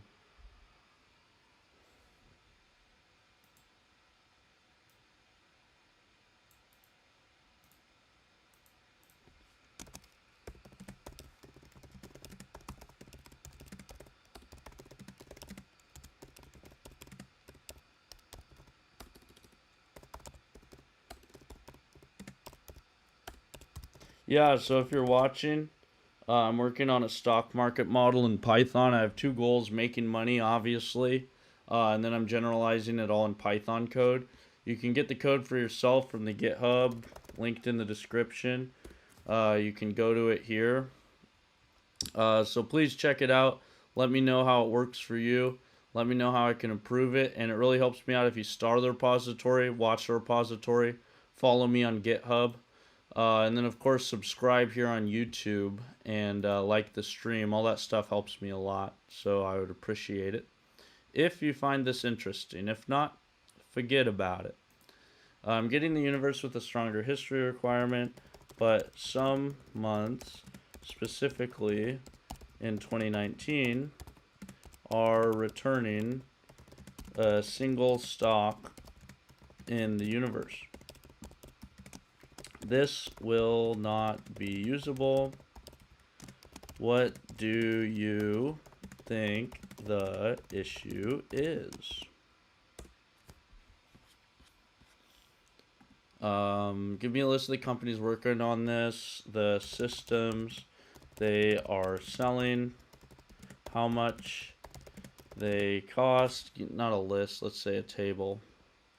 Let's just say give me the companies working on this, the systems they are selling, how much they cost, and how the systems are designed.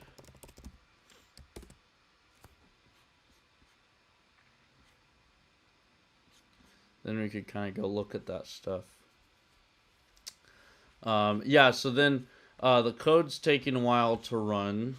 Lots of things are taking a while to run. So I want to go through, while I'm doing that, I'm looking for a physics project to work on. Something I can live stream and also turn into a company. Companies currently dominating the space operate on brute force hardware precision. Instead of using clever software to clean up messy signals, they spend thousands of dollars on mechanically perfect optics and high-power lasers to ensure the signal's never messy in the first place. Here's the competitive landscape. Polytech. If you walk into any advanced R&D lab, aerospace facility, or high-end factory, you'll see a Polytech laser. They hold a near monopoly. IVS 500 industrial vibrometer. This ruggedized single-point laser designed specifically to be bolted to factory production lines for end-of-line acoustic testing. VibroGo, highly portable, battery-powered. 15,000 to 25,000. PSV 500, the crown jewel that uses mirrors to scan entire surfaces. Polytech uses classic heterodyne Mach-Zehnder. Inside the box, a highly stable Heaney or swirr. What is a swirr laser?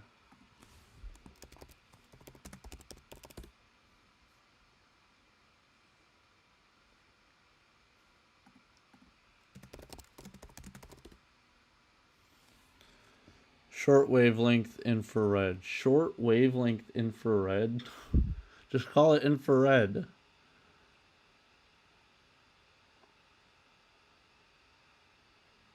I mean, that means it's just barely an infrared, right? Swirr, what a silly name. The problem is almost certainly that the data doesn't go back far enough. No. No, this is not the case.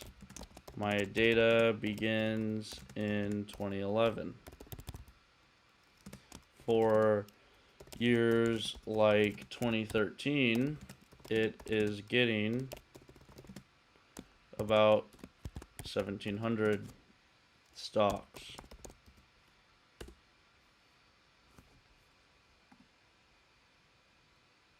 Um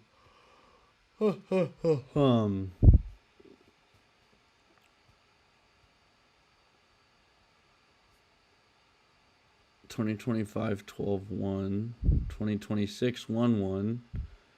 It's where were there zeros? So 2025 December 25 was giving nothing. Huh. Okay.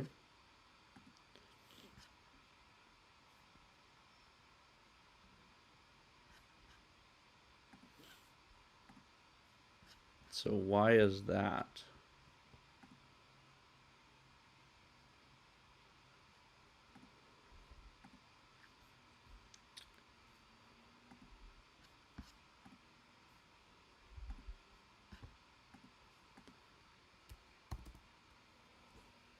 The diagnostic, though,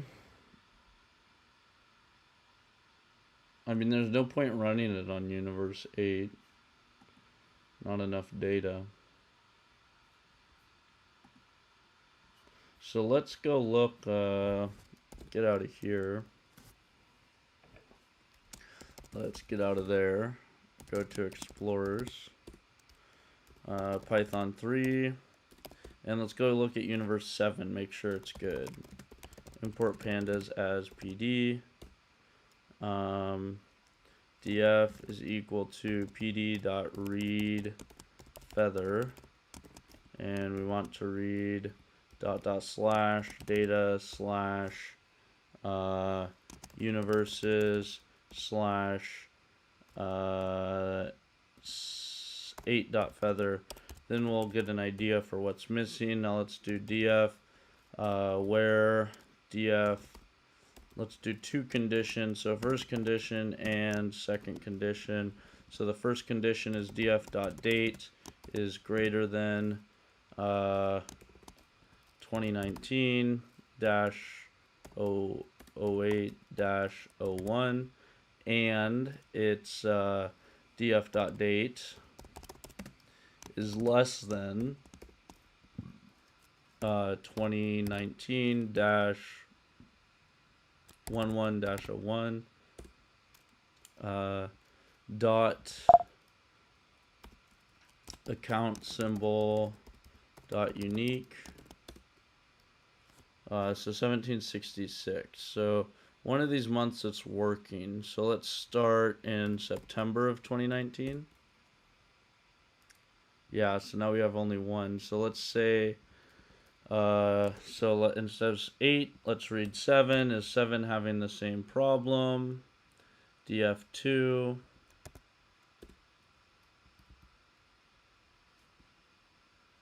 And let's look for the same thing for df2.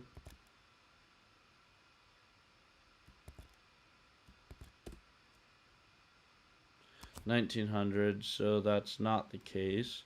So is one of these dropping out? So what if we change this guy to 10? 1780. What if we change this guy to 11?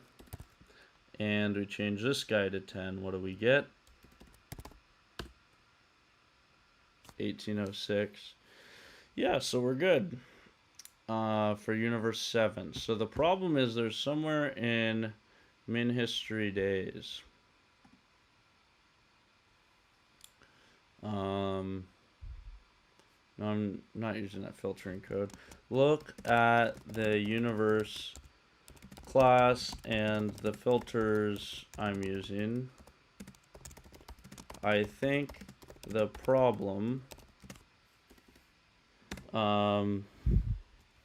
is in the code calculated using min history days.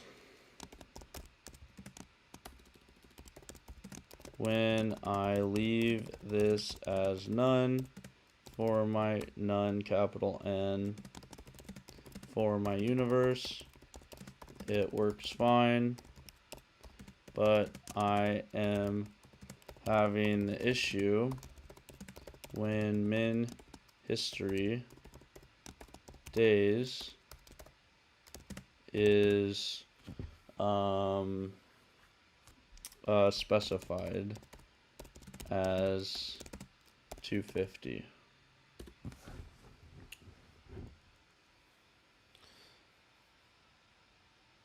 So it works on everything except these two features. Yeah, beta and ADX regime. So I could just leave these two features out of the model, but obviously you want to have as many features as you can get. So, but there are a lot of features. I have something like 150 features. So, yeah, I want to include, I could drop them out. Dropping 2 out of 150 isn't going to ruin the model. But I would like to include them. So I'll see if I can include them. But if not, I'll try excluding them and see how it does.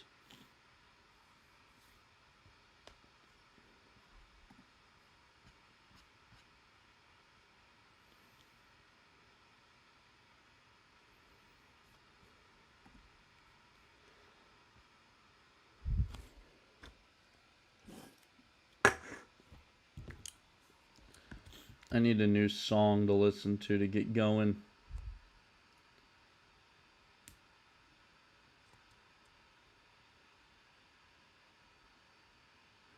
Do do do do do do do do.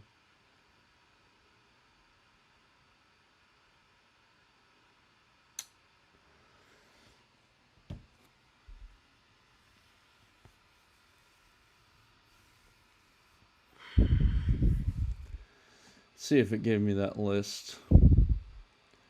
All right, so yeah, I forgot I had this list. So high power contender, the budget alternatives, OMS and Vibro Laser, they attempt to capture the market which can't afford Polytech. Laser point 2, OMS often uses simplified homodyne designs or lower cost heterodyne setups. They package optics into smaller, highly simplified point and shoot box. However, they still rely on free space optics, which keeps the manufacturing cost high. So what if you had like the optics, or what if you had like a drone? Did the sports betting model work or not? No. Basically, the problem with sports betting is to get a good model, you need to pay a lot for data. All of the data is behind a big, expensive paywall. Um, so that's actually why I started. Sports betting was the initial thing I was really interested in. But there are a few problems with sports betting. So one is the data problem. To get good data, you're gonna have to pay money, and you're gonna have to pay a lot. So that's the first problem. You can make money with sports betting, but I'm really interested in quantitative models, building a model to do it, automatically generate things I can rely on so I don't have to do anything. Have a model that works, have the model spit out what to do, and then do it. So, first let me give the pitch for the sports betting market. So you have things like the stock market and the crypto market, basically financial markets. Those things, there's a lot of money to be made. The market's really big. There's a lot of volumes. So what you end up with is huge armies of quantitative researchers doing things like what I'm trying to do, but they're real pros, so they're better than me. But you have whole armies of quantitative researchers and mathematical masterminds, guys like Jim Simons, geniuses, implementing methods to basically make money off the stock market. So that's your competition. The average stock market investor is either some big firm that's running an ETF, some big firm that's has like Renaissance, and they make a lot of money. They know what they're doing, and they hide everything. And they're really advanced. They have really advanced technology. They do things like scalp prices on like time scales of seconds. And so at the end of the day, it's like, how is a normal guy like me going to compete with that? I don't have an army of quants working under me. I can't afford the fastest computers, fiber optic lines. They do things like build data centers right next to the stock market and send fiber optics to, buy and sell things. I'm just not going to be able to do that. So I'm at a disadvantage with that. So you have those big firms that are doing things like that. You also have to compete against average investors who are really knowledgeable. They're doing things like technical analysis, fundamental analysis. Basically, the competition in the stock market is extreme. And there's not a lot of people. There are like retail investors who like lose money and throw their money away, but there's the average investor is really advanced that you're competing against in the stock market or other financial markets. So that's the first thing. So if you look at that, and then so compare that to the sports betting market. Also a market, has market fundamentals. There's market participants, market makers, stuff like that.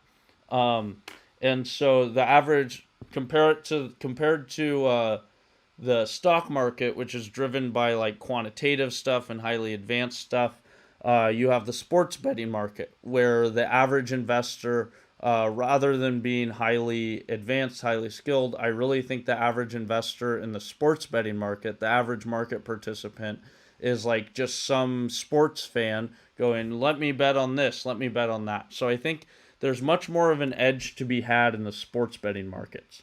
So that's the big pitch for the sports betting markets. But there are problems with sports betting markets. So one, financial markets have free data. If you're investing in something like cryptocurrencies or Bitcoin or stuff, if you're trying to make a model for that, all of that stuff's free, really easy to get for free. You can get second data, minute data, daily data, all sorts of stuff. So the data is a lot more available in financial markets. For the stock market, you have things like the SEC database, where all companies have to file with the SEC. The SEC is really good; they make it so that anyone can get the data. You can query it from the SEC Edgar database. I've done some of that on this project to get the sectors, and I'm going to have to do that in the future to get fundamental data, because the fundamental data I'm using in the free data source, they have really good price data. They have all sorts of data. The link's in the description. I'm not affiliated with them, but I found it. It's totally free. They update it every day after the market closes, so I just think that's a great data set. So if you're interested, you should use that. So financial markets have better data, higher competition. Now let's get to the big problems in the sports betting market. I don't know if you are a sports fan, but the problem is, people throw games, and there's really no way to ever get around that. So the market is fundamentally not a fair market. How fair it is, it's not perfectly unfair. It's not everybody conspiring against you, but it's not great. So that's one problem with this. One real fundamental problem with the sports betting market. Another fundamental problem with the sports betting market is philosophical. When you're closing arbitrage gaps in the sports betting market, you're basically getting better probabilities on sports games. And there's really no higher purpose to this.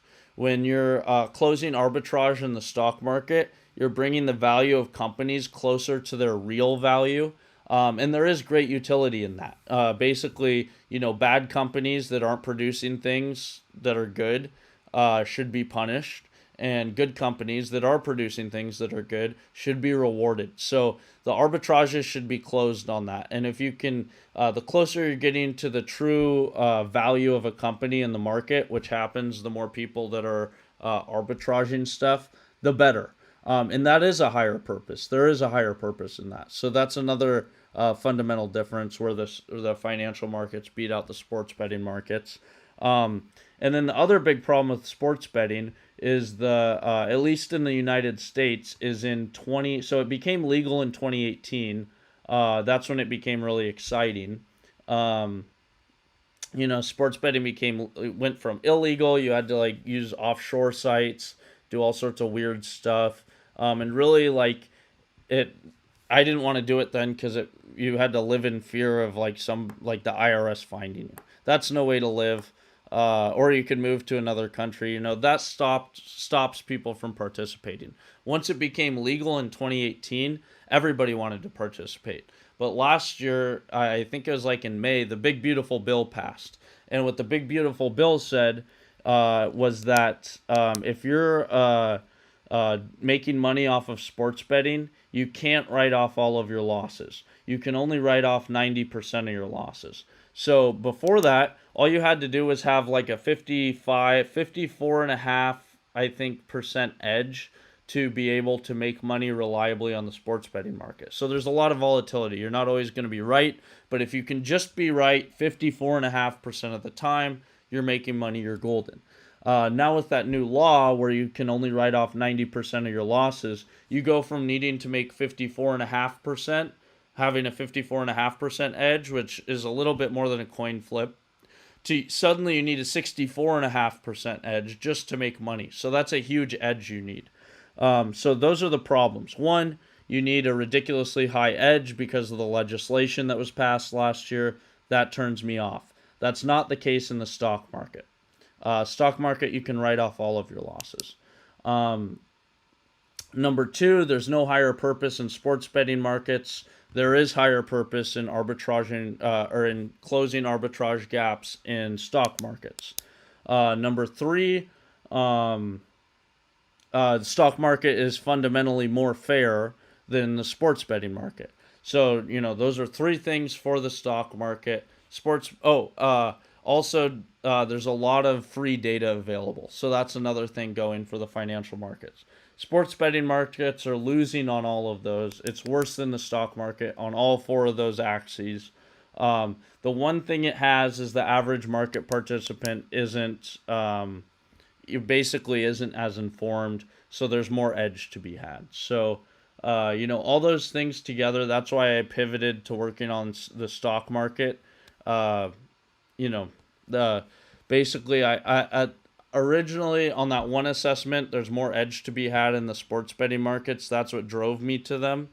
But the fact, those other four factors have really changed the game for me and make it so that I'm more interested in the stock market now. Oh yes, here it is. Here is the code.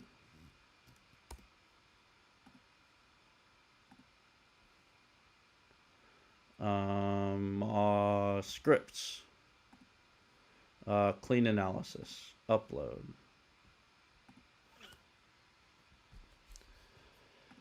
All right. Now we need to troubleshoot that problem. Yeah,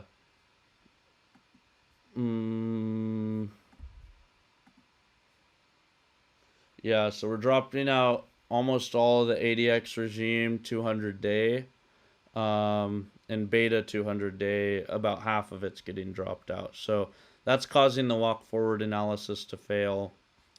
I ran out of prompts, I forgot. Yeah, so let's see. Should I just try? I'm going to see what it answers for this. And if I don't get anything good, I'm just going to try to implement the model without those features. That's 2 features out of over 100.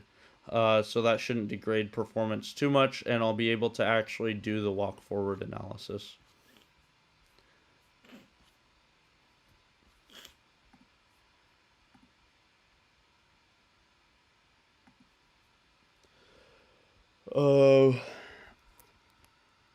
Yeah, the edge depends on the odds. Yeah, and there's really good edges to be had. But they're kind of closing away, and yeah, that higher purpose thing is a real killer for me. The fact that you can only write off 90% of your losses is a real killer. Having to pay a bunch of money for data is a real killer. But, it's still a really interesting problem. So I'm looking at, I want to build basically a photon Doppler system, laser Doppler shift system to monitor stuff. And look how expensive these machines are. So if I could make something really cheap, sell it for a couple $1,000s, I could really beat these guys out. This is pretty interesting, the optical measurement systems.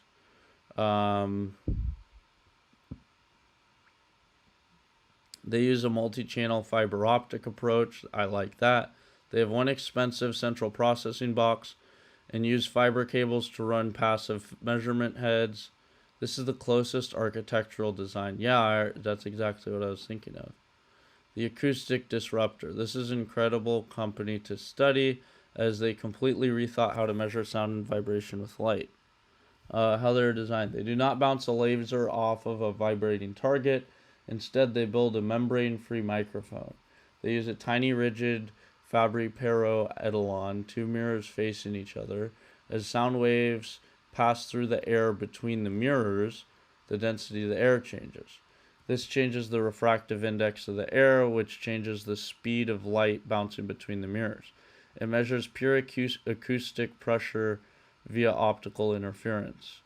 It is a brilliant, highly patented hardware design, the fundamental flaw of the incumbents. If you look at these companies, they're all trapped in the same manufacturing paradigm, precision free space optics and Bragg cells.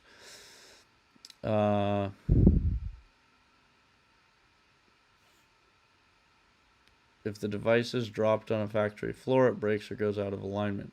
Your software-defined architecture, you're going to build a phase step 3x3 homodyne LDV entirely out of spliced telecom fiber. Use $300 DFB. Wait a second. $300 DFB telecom laser. Let's look at eBay. DFB 1550 nanometer. laser.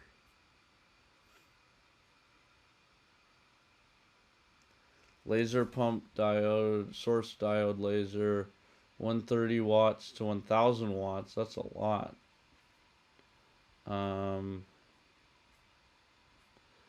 Oh, I guess the one I'm used to has low noise.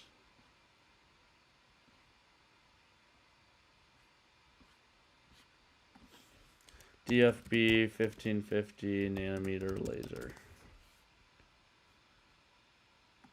Thor Labs. What do they got?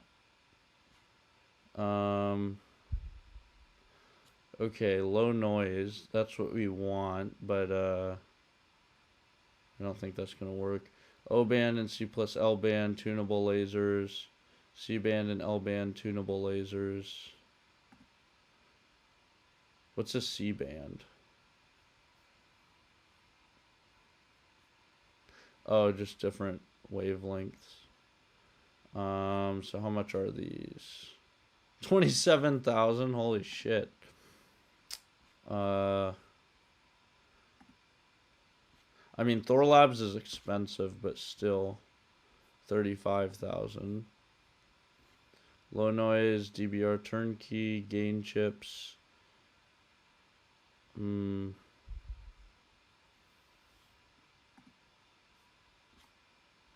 This is the one I'm used to, but it's gonna be too much money. 14,000. I thought it was 7,000.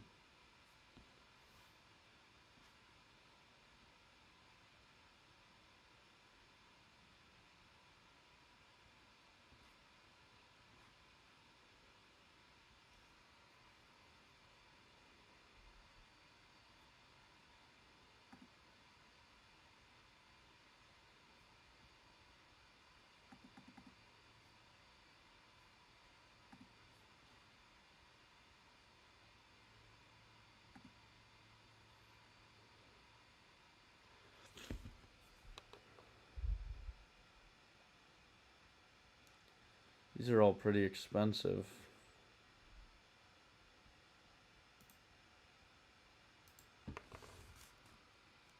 DFB lasers are way more than $300. How can I get a cheap one?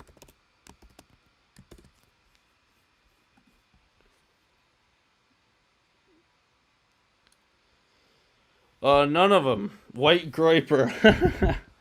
Groiper joined my live stream. None of them.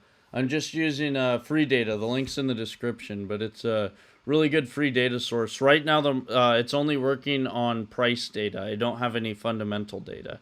So to incorporate fundamental data, I have a requirement on the model, which is I only want to use free data sources. So I'm open sourcing all of this and putting the model on GitHub. Or not the model, sorry, the framework for the model. So the code infrastructure to build the model, I'm putting all on GitHub. The link's in the description. You could check it out. It would really help me out if you star the repository, watch the repository, and follow me on GitHub. Only if you are interested. But that helps me out, helps raise my coding profile for freelance gigs and coding jobs. But basically, yeah, that's one of my requirements. Is since I want the whole thing to be free, I'm only using free data. So I found this really good free price data source on DoltHub. So basically, you could get a SQL onto your computer and query it locally. Then I'm putting it all into Feather files and then building the model up from there. But right now, some of the features, it's dropping a lot of data. And then I have some logic in the model which says basically it's getting infinite for these data. And so then it's saying if infinite, convert it to NaN value. And then inside the model, it's saying any rows that have NaN values for any features, drop them out of the data set.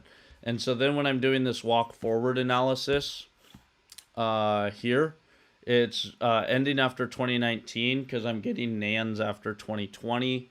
And that's because there are basically, even if I have like 1,700 stocks in my universe, even if there's a NaN feature on one of them, it's dropping everything for that day out of the universe. So, you know, when certain stocks fail, the whole universe is getting destroyed. So I'm fixing that here, and I've got it basically fixed, except for these two features, 200-day beta and 200-day ADX regime.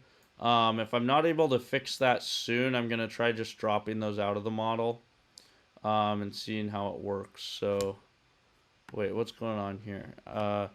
Found it. Oh yeah. So then I try. Okay, so how I can fix these is making a look back requirement. Basically, the ADX regime. If I'm doing 200-day ADX, no, I'm not training an LLM. I'm training a light gradient boosting method. So that's really computationally efficient. It's basically a tree-based method. It's like a random forest, but it's more efficient. So yeah, it's definitely not a whole LLM, but it's not even close to an LLM.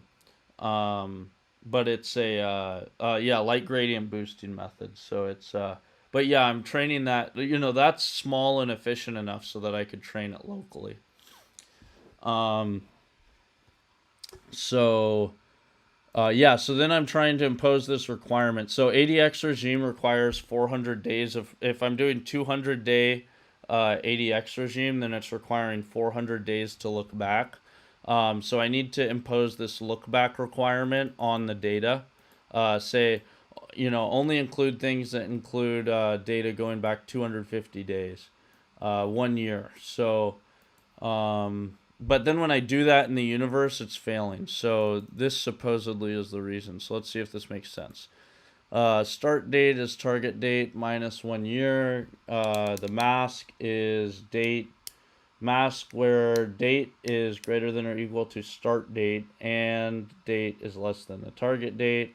HistDF is histogram DF. Oh, history data frame is yeah. The filter slices to a 1 year look back window and then counts trading days within that slice. One calendar year contains roughly 252. When you set min days to 250, you're requiring it to have almost all days. Any stock missing even 3 days, a data cap gets dropped. In months where yeah, so I'm not having the problem on all years. I'm only having the problem on certain months in 2019. No, I'm not in college anymore, but when I was in college, I majored in physics. Not too far from math. That's basically applied math, right? But you know, I think math people, they have to have really you have to basically be a genius to be good at math. Or you know, to do math for a living. And I'm not a genius. I have a pretty high IQ, but I'm not a genius. So I did physics instead. And physics is really fun, you know. It's basically math, but you apply it to the real world. You have math with the constraint of reality. Because math is pretty abstract, don't you think? Like, when I took calculus, I thought it was fun, kind of. I liked the math of it a little bit. But when it really became fun was when you do, like, things for the real world problem. Like, if you're taking calculus, you know, like the tuna can problem, where you optimize the shape of a tuna can. They give you like the price of tuna, the price of the metal to make the can, and then you basically solve the equations to optimize a tuna can. That's what I found interesting. You know, and then in physics, when I started doing applying calculus to physics, I was like, wow, now it's getting cool. Yes, that's me, Physics Lifter. Why, did you find it just from searching? That's cool if so. Yeah, Physics Lifter. I made it in 2017 when I was in college, and I was into lifting weights. I was into physics, so I made it Physics Lifter. And I don't think that even like makes sense to people. People go, Physics Lifter, what does that mean? But at least it's a unique name, right? Fix. Separate the history check from 1 year stats window. Apply self-df, target date. So let's try universe.apply. Clean analysis. Universe.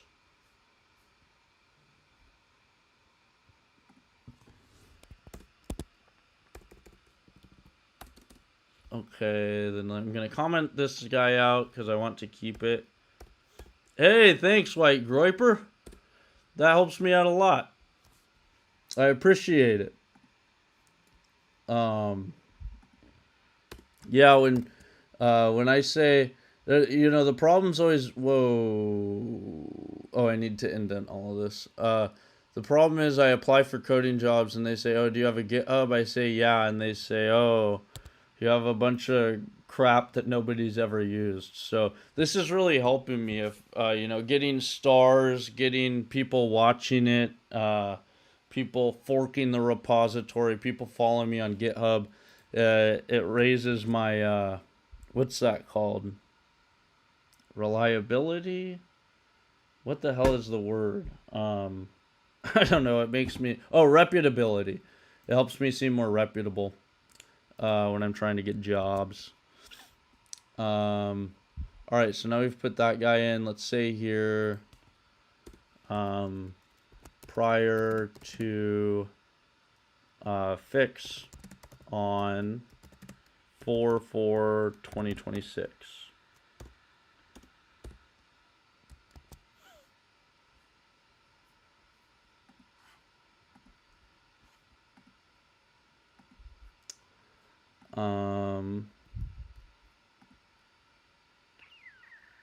All right, so let's try getting the universe again. Let me make sure I save this guy. And so that's good, because actually that problem was happening before. Python 3, Universe Explorer. So let's see if that fixes how the universe is defined. And if it does, if we are getting dates for 2019, I'm hoping that this will fix the features that I'm getting. So this is my stock market project, but I want to do another project. I'm looking at like applied physics things to make. And basically the requirements for this project are it should be interesting for people to view on stream, so I should be able to stream it. It can't be anything like that, has nuclear, defense applications.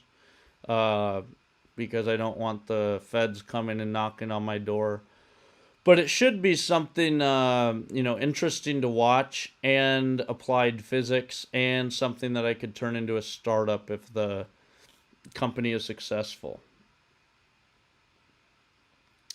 No, like they basically like look at. I don't know this is happening, but like they'll be like, "What's your GitHub?" And then I give them my GitHub, and then I just don't get a reply. So I assume what's happening is they go to my GitHub and they see like I don't know how many I have, like 40 repositories or something, and really they're just like harebrained projects that I don't complete.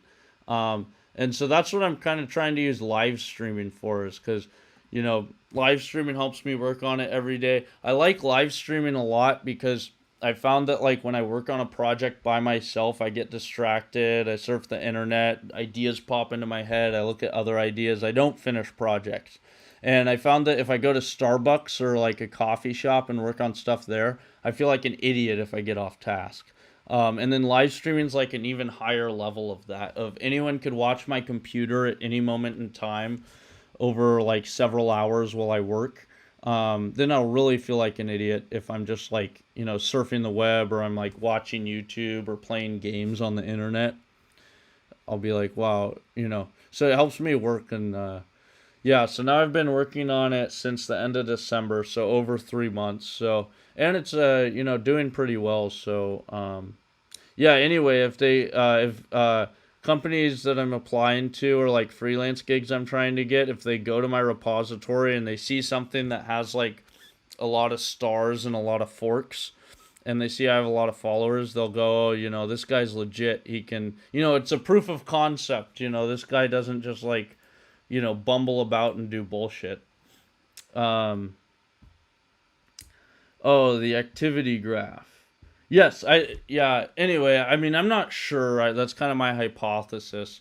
Um, Yeah, the activity is important, but also you could just be adding commits. What I don't get is I've never like collaborated with other people on GitHub, so I still don't understand like how to do things like the proper way. I'm building this repository myself and just describing what I'm doing every step of the way. So I don't know. That's kind of my thesis.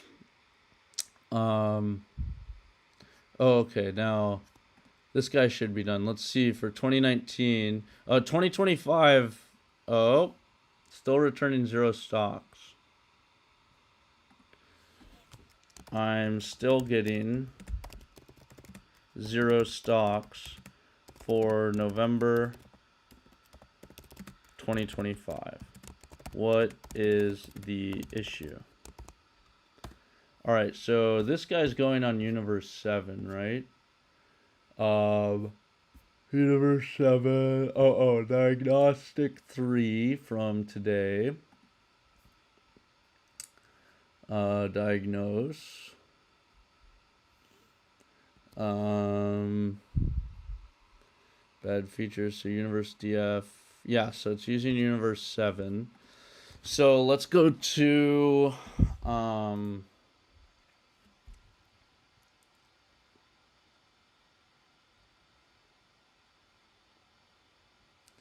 universe class pre-slices working DF to only 1 year of history before passing it to any filter.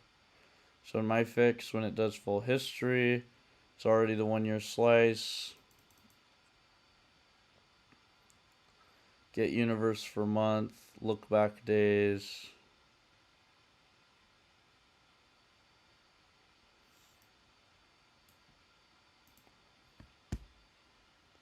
Quen code, no. No, but I have tried, somebody recommended I use anti-gravity. And someone else recommended I use Claude Code Desktop. And the problem with both of those is it's like thinking too much. It's trying to do too much at once. And then it'll take forever to think, and then it comes up with just a shit solution. But I've never even heard of Quen Code. Other people have said I should use Open Code. So the advantage of Open Code, right, is that it's free. Open Code is basically LLMs that are free, right? There's no request limit. You can get the Open Code LLMs onto your local computer. I think that's what it is. Tell me if I'm wrong. So what's the advantage of Quen Code? And what's the advantage of Open Code if I'm missing anything?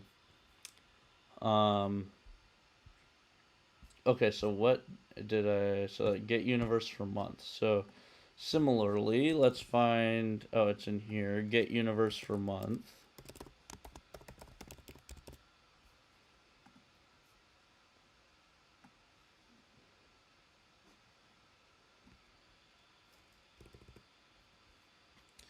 So then here I'll say old before fix on 4.4.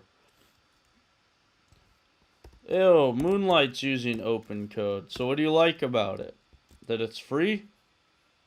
It's free, right? Or is that the one that you just plug different models into it and you need an account to get a lot of requests?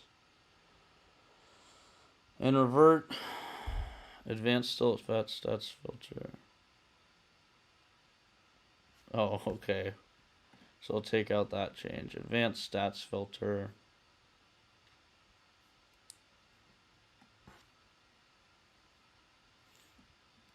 Open Code is a terminal coding agent. It can read your files directly and make changes if you let it.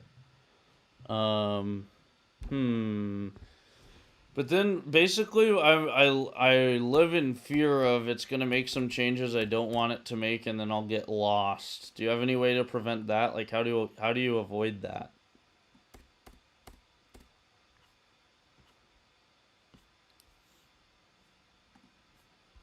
Okay, so now we have a longer data frame, and Universe 8 should work supposedly, so let's see how it does. You can plug different providers' models to open. I mean, then there's no reason not to use it. Open Code. I'll give it a shot. Yeah, I was here before when someone else told me, and I gotta say they have a cool website. Any bare bones website I really like. And yeah, like just this. They don't have a space. Download now, download the desktop beta now. There's no space here. I like that. It's like the olden days of the internet, the good old days. Nice, a small little thing. Guess it's not that small, but it downloaded quickly.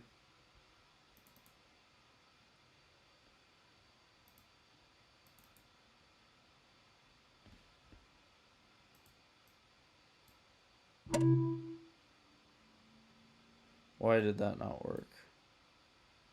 Keep both. I prevent that by having my project Git managed so I can see what changes the AI made from the Git tab, and you can reverse things. So if you, what, could you help me here? This would be useful. I just am wondering for GitHub. So if I want to go make a change, say, oh, and thanks for starring. So if we go here, um, how do I revert a change? History. So all I do is I go to history and then I look at the changes I made. Yeah, but I don't know how to revert a change. Is there some easy way to do that?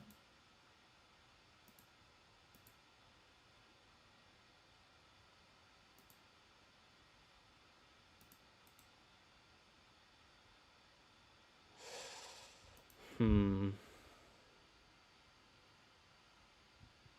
Yeah, I don't know. Anyway, that's what I'm wondering. Um yeah, so if you're watching, please subscribe and like the stream. That helps me out. Um okay, so universe. Universe has no attribute get universe for month.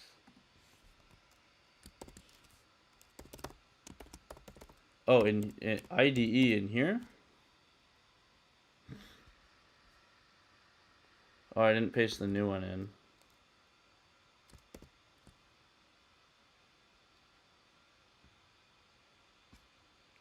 Okay, let me fix that guy. Working DF. Working DF. Oh.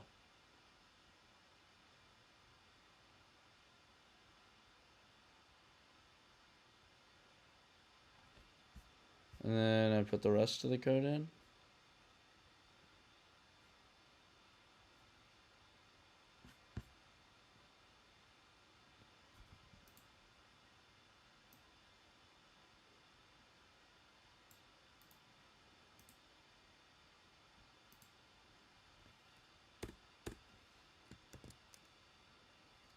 Okay.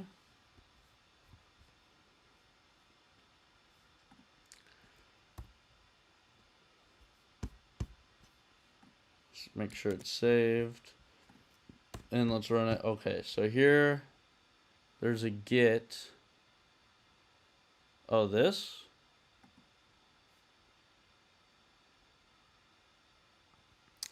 You see the left under the search icon. Search icon. Oh, this.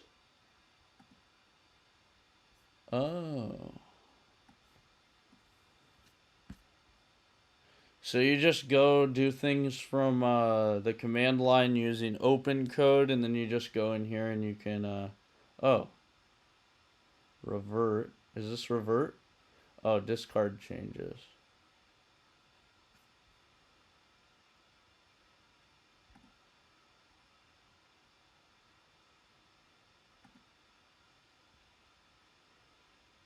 Oh, I didn't even know I could do all this in here.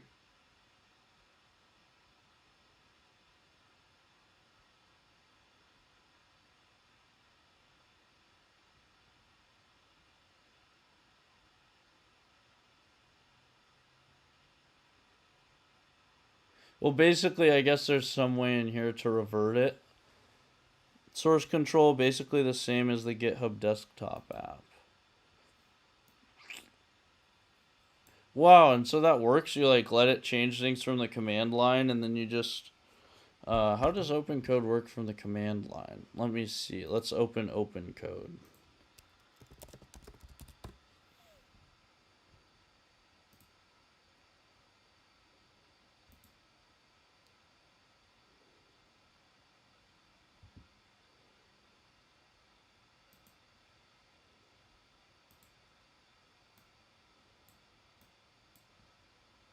It opens a blank white screen. Oh, it's loading. Okay, well, I'll try out open code. Let's see, 2025, does it work? So up here's 2019. So it was failing for some years in 2019. Oh, still failing. All right, so that's going to take longer to troubleshoot. So let me make a to-do here.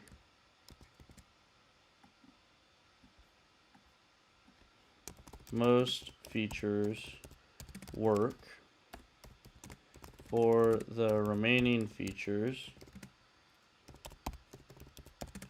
causing errors. 200-day beta and 200-day. Push your code to the repo before you let open code do anything. Okay, I need to okay, so here's one problem is so I have the repository, so I want to share all the framework, but I don't want to share the actual models. So I have a bunch of files which I'm not uploading to GitHub. Is that going to cause a problem with open code? Basically, I have like the directory on my computer, and that's pretty different from the GitHub. And I'm only uploading like the infrastructure to GitHub. So I'm wondering, is that going to cause issues for me? Do do do do do do do do do do do do do do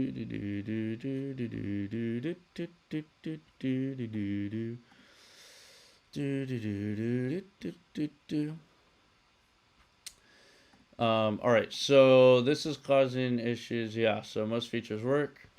200-day ADX regime.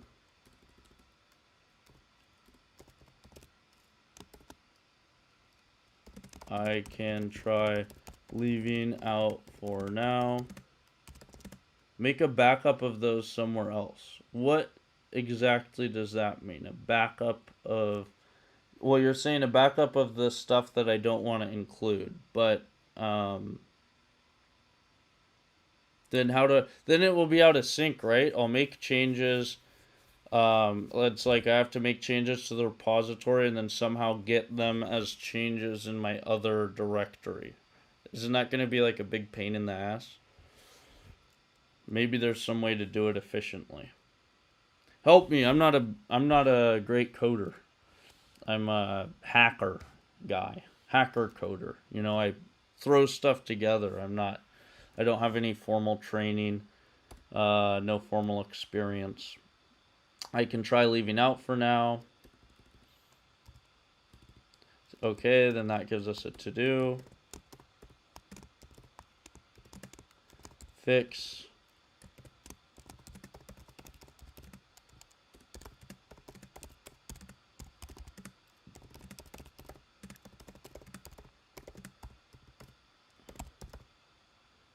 You can choose which files to commit by pressing the plus icon next to the directory, and you have two groups, staged changes and unstaged changes. Yeah. But then isn't that won't that Moonlight says to where was that? Oh, that was you, White Groiper. Says to push your code to the repository before using open code. So is that going to give me an issue with open code? Is that going to fuck shit up if I don't push to the repository? Like, I don't want it to change things in my Model Explorer file. So let's say here, new slide, Model 12 with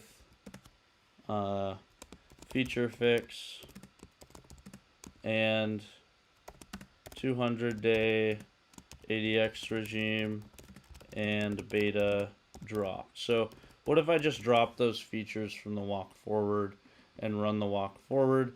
I forgot. Now I need to do something else before I run this because the walk forward takes forever because it's getting the features for every year. So here is the code which contains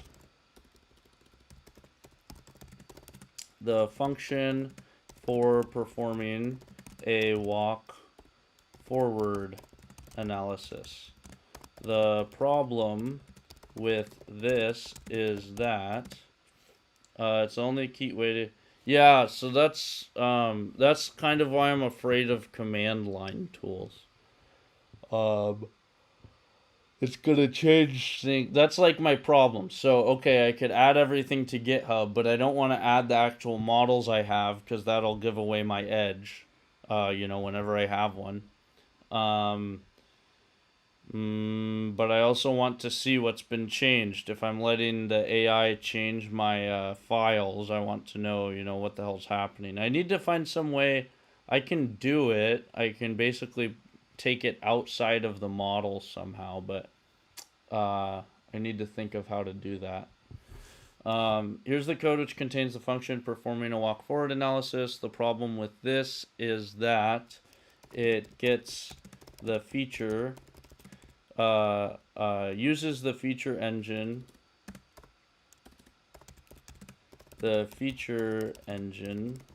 at every fold, which takes a lot of time.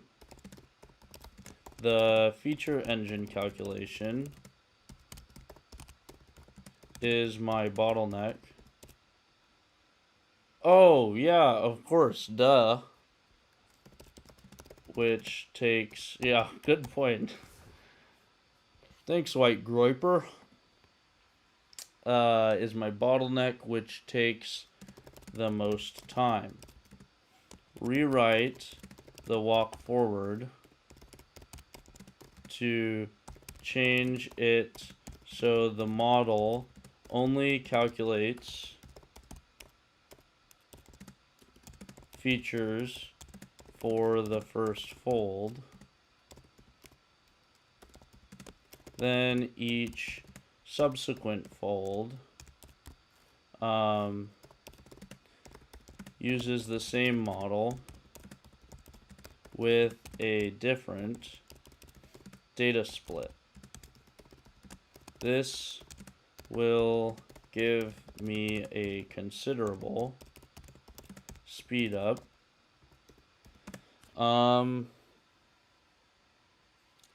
At the end of each fold, the model should still be saved so that I can view the output, etc. Update the code and explain the changes you made and why. Ultra think in first principles and use best practices. Okay, so let's give it that guy. Advanced models. So it has the other things, I think. It has clean analysis at least. Where the model is.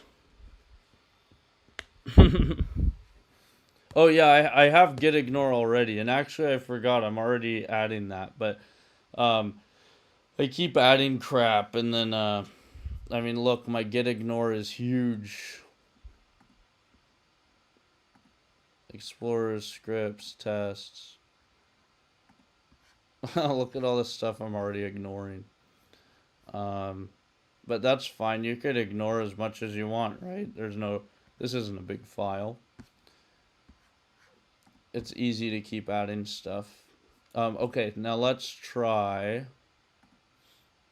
Let's go to Model Explorer. Wait, where's Model Explorer? Oh. Now let's add a new flag here. Test walk forward M12, and let's put today's date, 2026-0404 is equal to 1. Now let's describe this guy.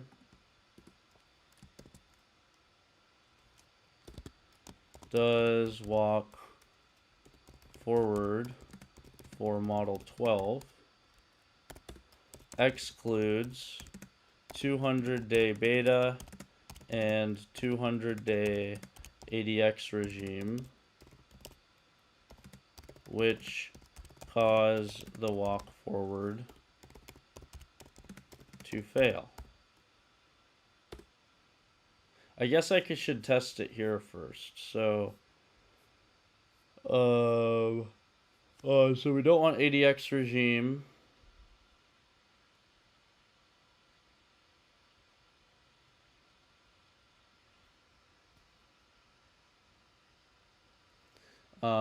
And we don't want beta just at 200 days. So let's do this. So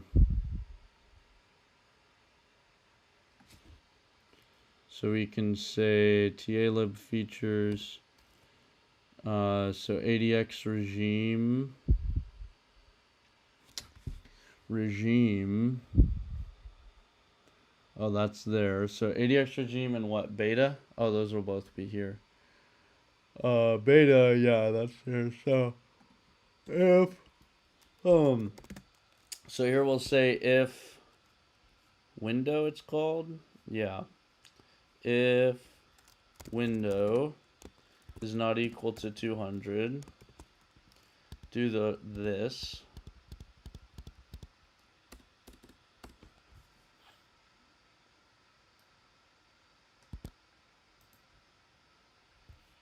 Oh, actually, I have a better way.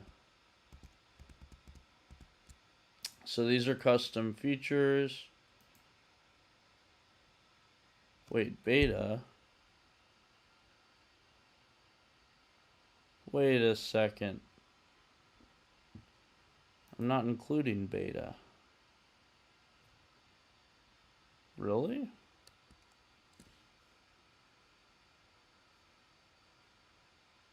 Beta. But I thought it was being included. So what if I then just drop out ADX regime? Beta's not in there. I guess I had taken out beta. I took out beta a long time ago and I never put it back in. So if window is not equal to 200, custom features plus equals ADX regime. All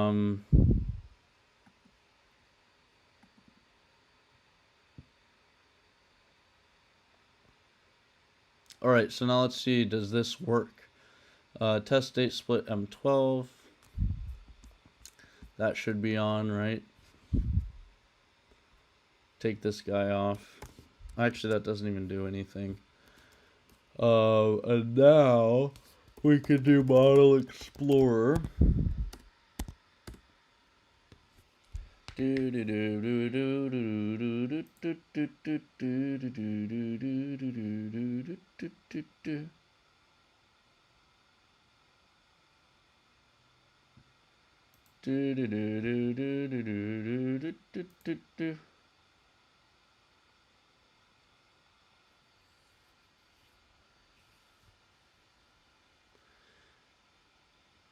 Oh.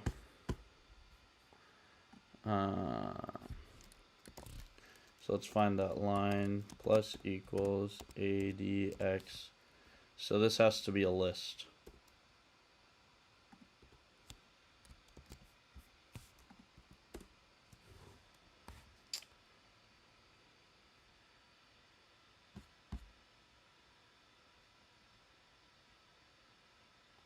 So now clean analysis. So now we could do model split data by dates. So model dot split data by dates. And so let's start 2017-01-01. So that's where the training starts. Training ends, we'll say 2018-01-01. Then validation starts there and ends. Oops, don't want the second one there. In 2019-01-01. And test ends in, we'll just say 2021-01-01. Okay, so now it's getting the features, and before test df was nothing. So let's see if test df gives something now. Yeah, so I said it before, I'll say it again. Thanks everyone for watching. Please subscribe if you just tuned in. Like the stream, check out the GitHub, star the GitHub, watch the GitHub, follow me on GitHub. That helps me out a lot. Let's see how this guy does. Now we want to change the walk forward. Now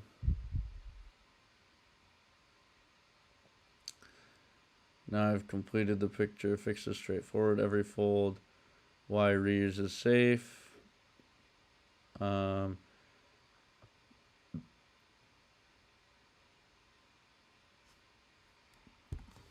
Give me just the lines to change in the walk forward. I don't want to rewrite the whole script.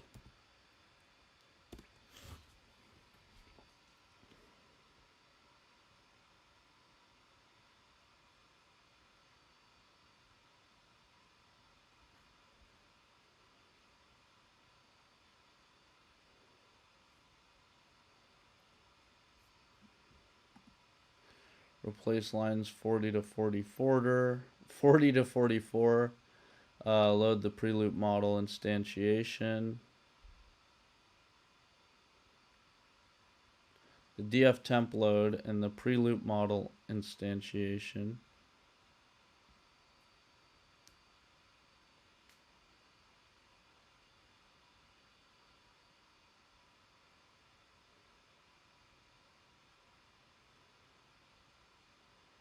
So if I replace it with that,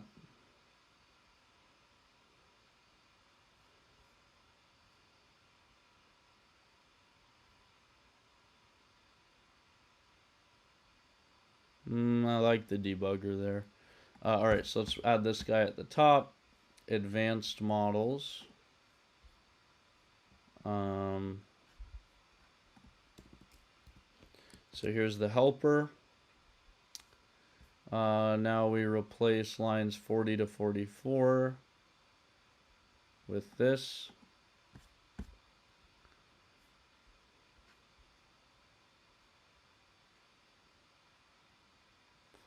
$40 to $44, that's... Oh. So let's do this first.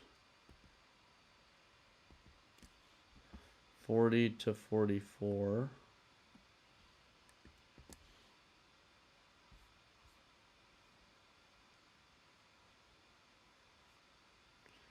Replace line 79 to 89.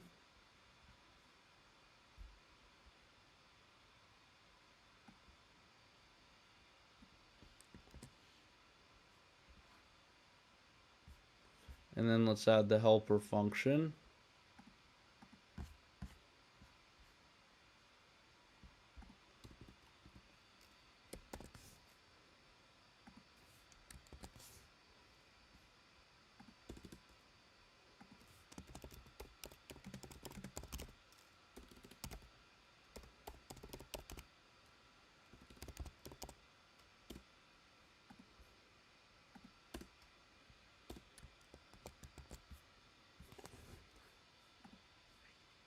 Okay, now we have the debugger. Now let's say model.test.df. Pretty good. Now what if I change this to say just end in, we'll start this guy, we'll say it's 2020-11 to 2021-11. Let's just move all of these, all of the other ones forward a year. So 2018, change that to 2019. 2017, change this to 2018. Oop, don't save it. Just run it.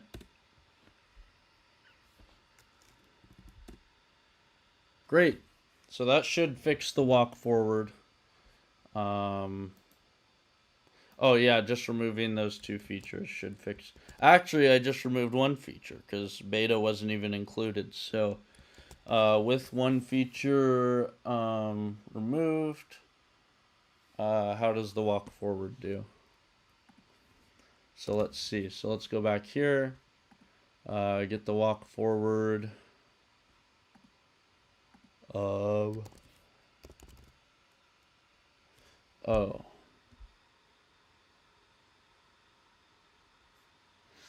So now, okay, let's look at the changes it said, because now the fold folder creation, model instantiation, add features, add targets.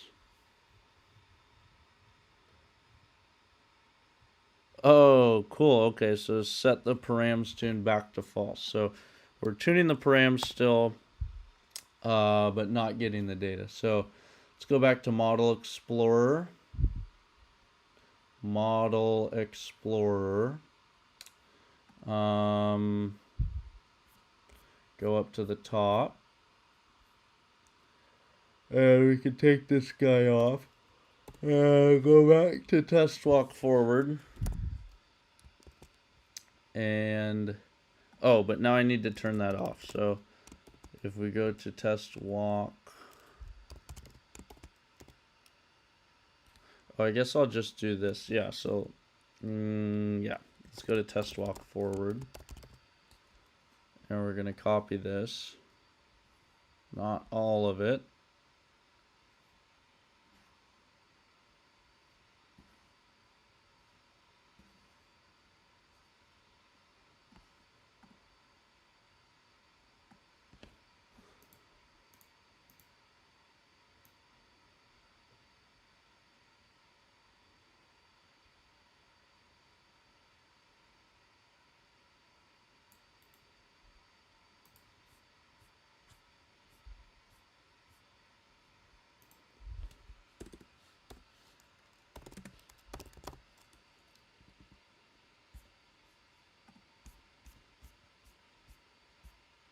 And what did I call it up here? Test walk forward M12.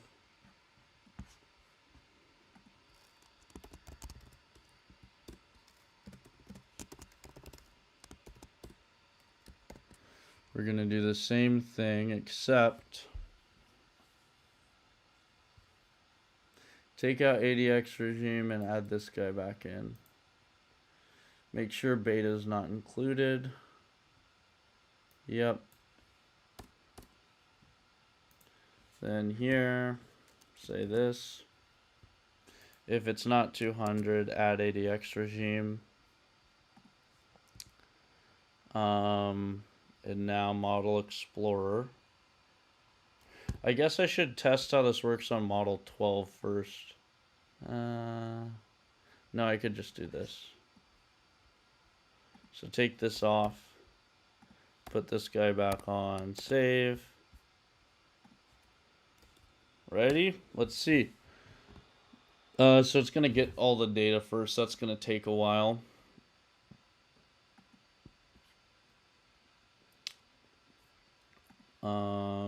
Yeah, so I'm going to let this run. Do do do do do do do do.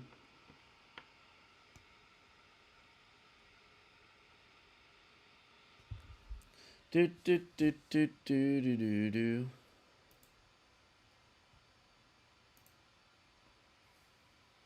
Yeah, so 101 features this has. I'm wondering, so I have two things to look at. So I have this.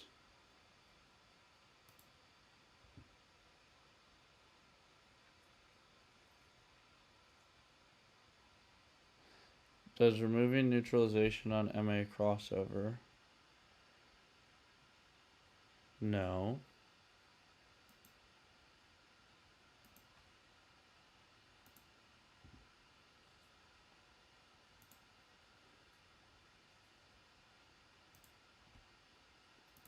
So here we can say model 18 versus model 12 walk forward with what do we call it? Feature generation issue fix.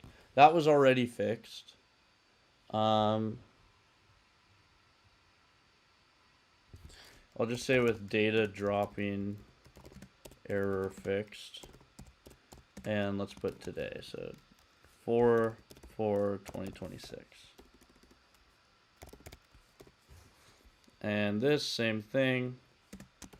4/4/2026.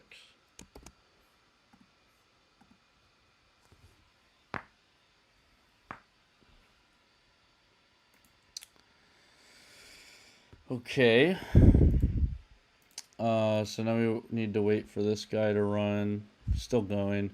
Let's go back to looking at the physics stuff. So, will cheap telecom laser actually work for LDV? Yes, but you must understand coherence link. For interferometry to work, lasers' photons have to stay perfectly in step with each other after they leave the device, bounce off the target, and return. If the laser's messy, what I don't understand is how do you make that work with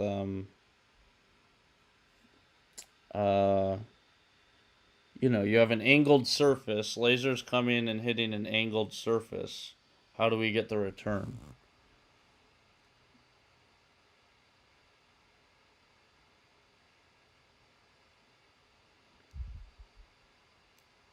Oh, you put the fiber up to the surface, but it needs to be a flat surface.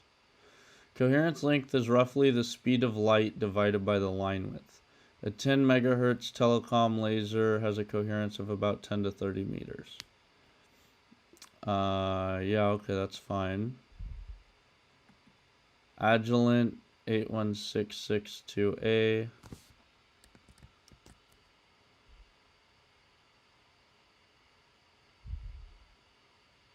What?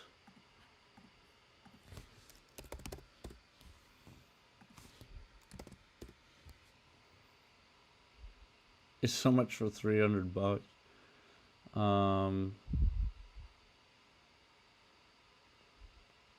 Source module. $8,000. But could I just get a source module? I mean, what else do I need?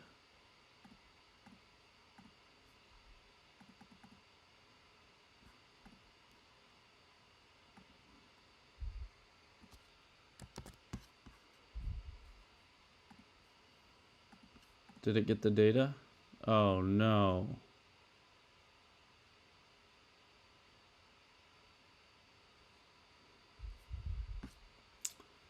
Line.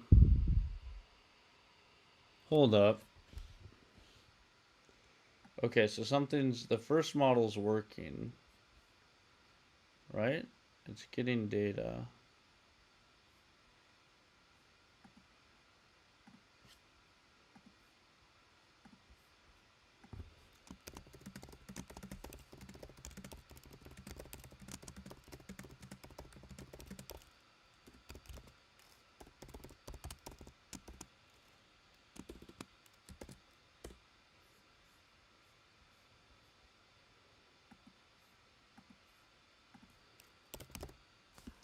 Well, I guess let me just search this guy. What's the other laser? HP Lightwave Source 1550.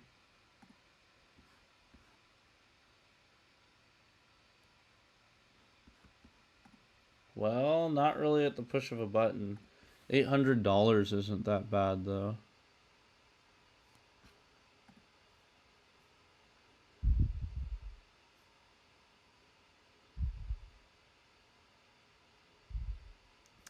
But I need an oscilloscope.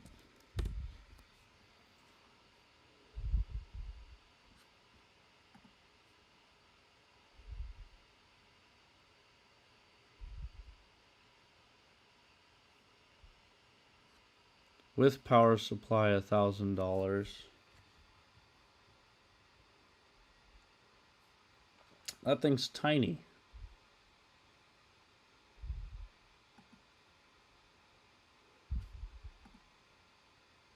What do you mean it's heavy?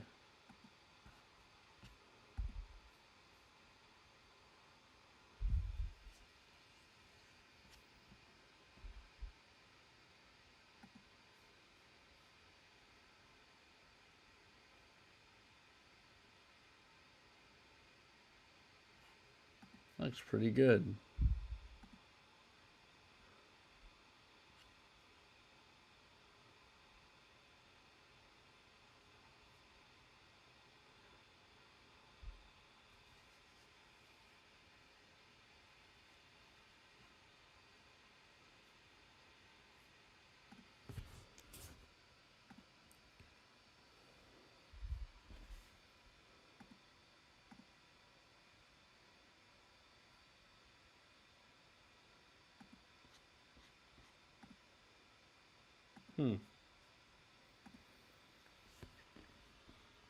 All right, let's see what Claude says about this.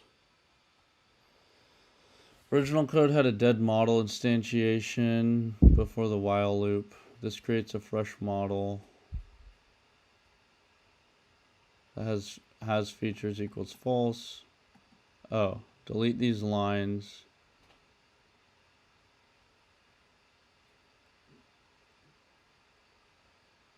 Train start. So inside the while loop. Is that true? Really? I'm supposed to delete train start? Where's advanced models? While true, train start. Instantiate a fresh model for this fold. But I do want a fresh model. Oh, I created it again here, and then inside,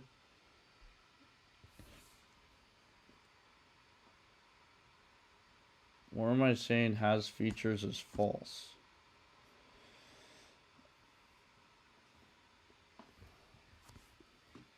The loop immediately recreated model on the old line 82. I mean, I see that. I see. So where's while equals true? While true. So we do want that.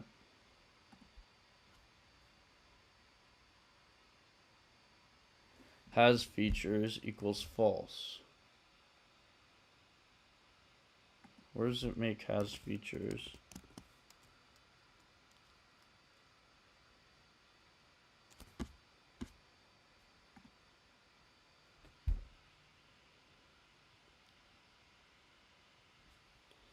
Has features. I'm confused. All right, let's think. The original code has a dead model instantiation 49 to 58 before the while loop. This creates a fresh model with has features equals false and data generated equals false. Yeah. Well, that's CPCV model, which isn't working. Uh-oh. Yeah, we're good. So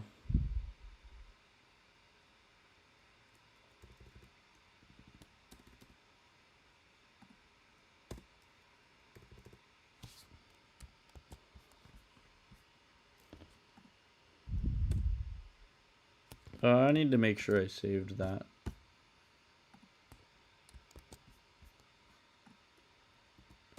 Do do do do do do do do do do do do do.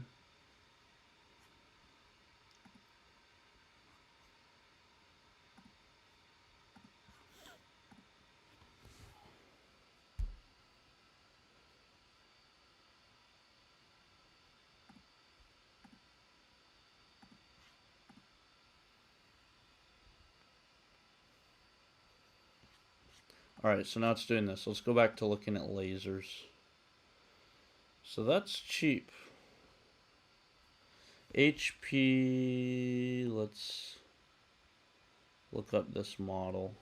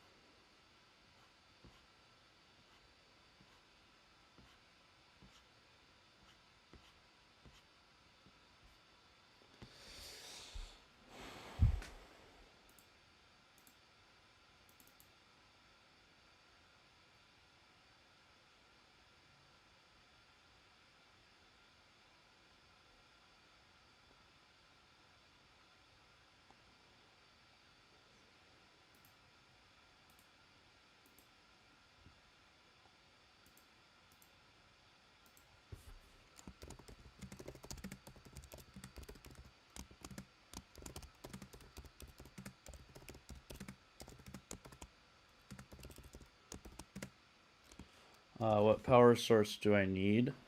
I will also need a photo detector and an oscilloscope. Tell me if this assumption is wrong. Otherwise, give me good, cheap versions I can buy. Determine what else I will need to get a cheap LDV setup running for monitoring machines. Alright, moment of truth. Let's see. Is this going to work? It's about to finish the feature generation.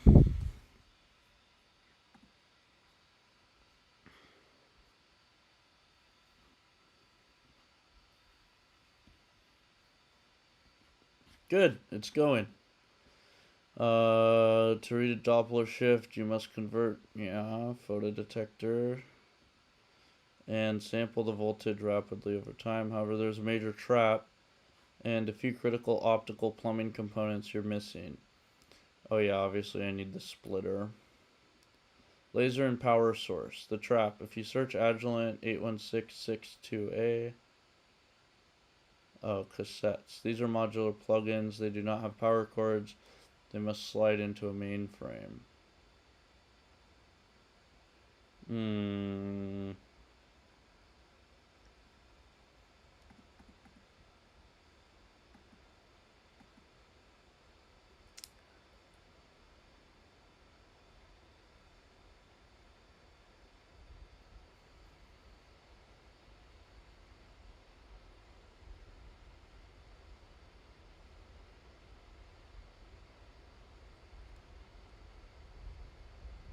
Wait, a few meters per second? What the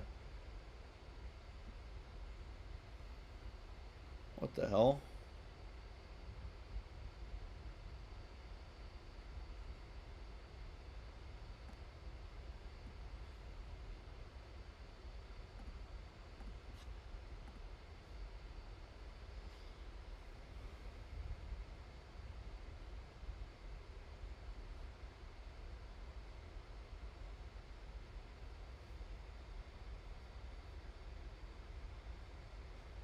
So I believe that's what I need. That looks like it's turnkey, but it's $700.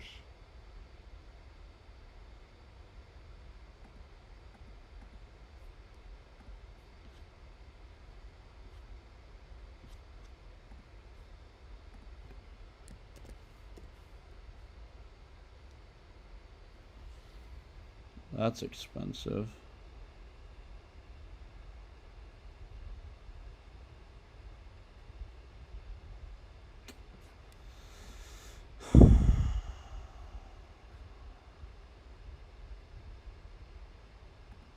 Huh, what's this? That looks like it's turnkey.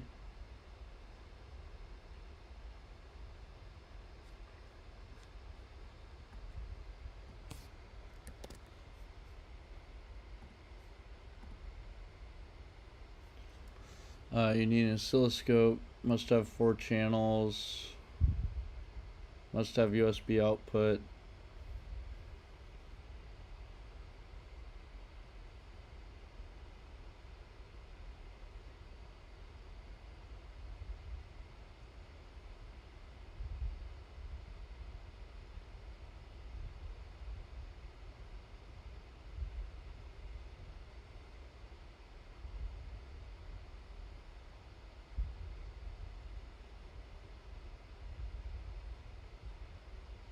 Circulator, coupler, collimator. What? Collimator is not 15 bucks. And why use a collimator?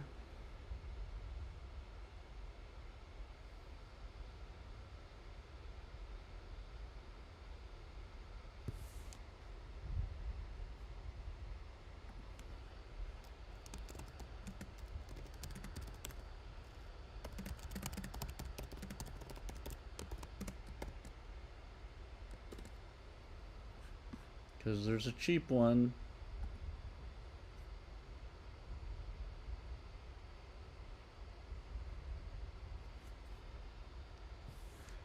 May show minor cosmetic wear. Fully functional, no additional accessories. This guy gets 100% positive. Hey, that's pretty good.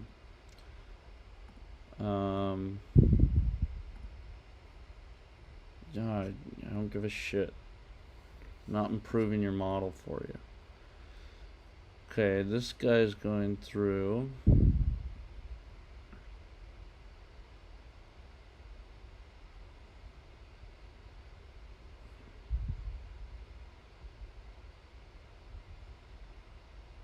Main rank IC there is really bad.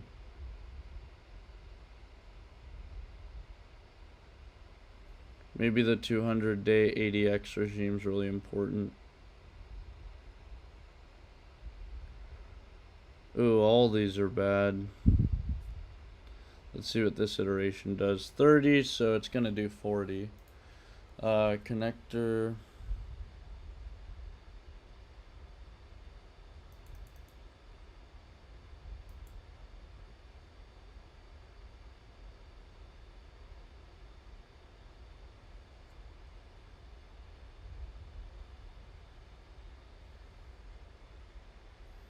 $1550, obviously. DFB. FP. FP APC. That's what it is, right? FP APC. Something's up with this.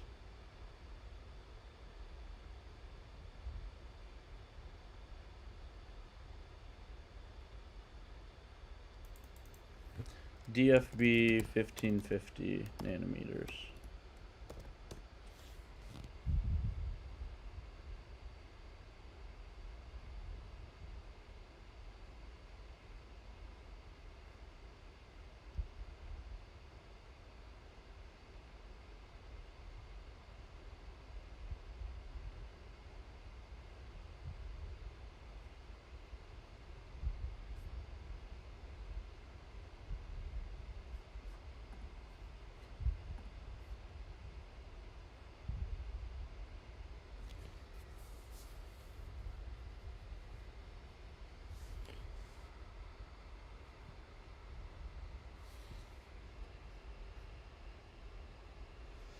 So can't I get an FP laser?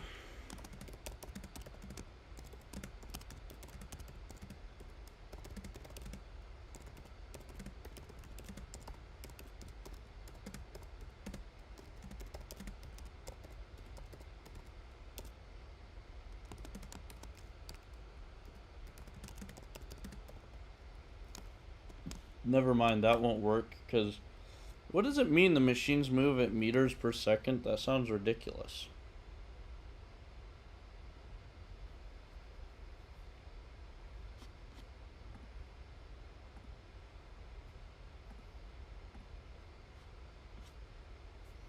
$1550 turnkey.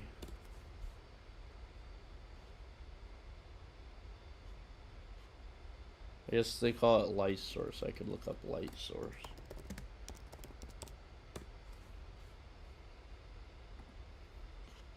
Do do do do do do do do.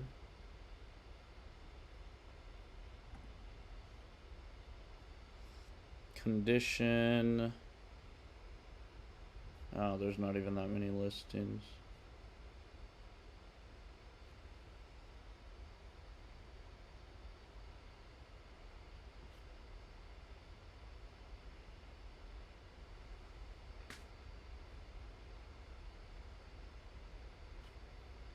So ILX Lightwave's cheaper.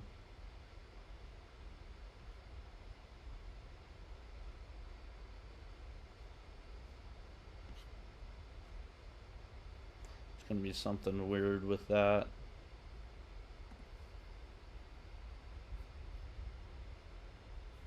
What's this guy at? So how'd this one do? So hey, IC's climb. All the metrics have climbed up to be. Whoa! Look at that standard deviation. That's like two. Whoa! That's like 4.5 times. ICIR daily 0.21. So it's a little bit below where I want it. T statistics great. So next it's doing 2019 to 2020. So it was really good for 2018. Maybe the first fold it just didn't have enough data. I see here is good enough for 2019. Now we're on 2020. Let's see how it does. Let's look at more lasers.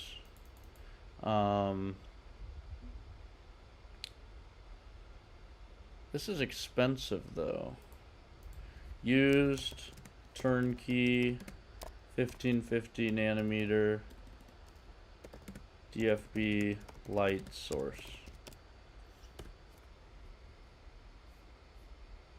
Okay, so before the problem I was having is the performance was falling off in 2021 and it started falling off in 2020. So this is going to be a key test here. How does it perform in 2020?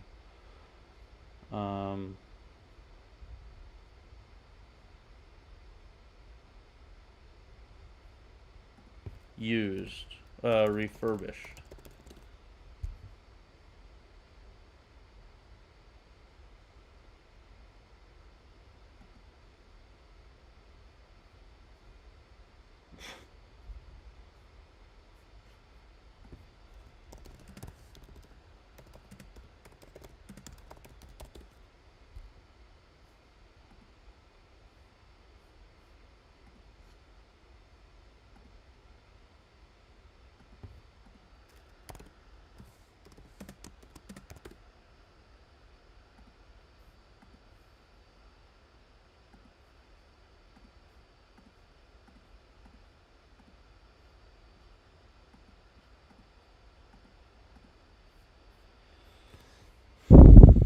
Nothing.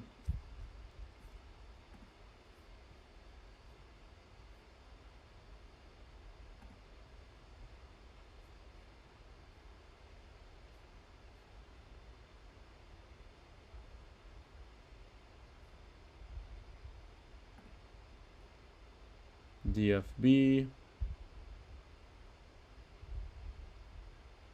1550. I think we want single mode.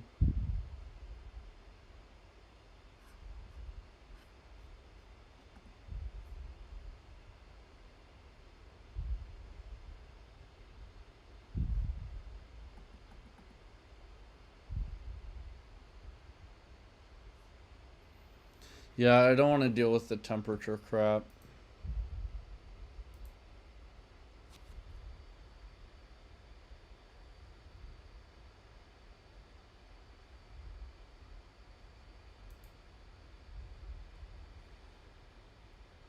Good, I want something that looks banged up a little bit, but still works.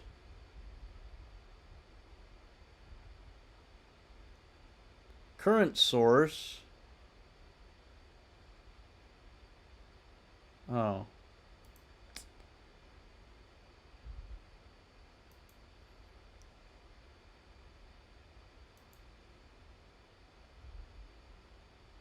Yeah, I don't want any of this crap. I want it all in one box. DFB 1550 nanometer light source.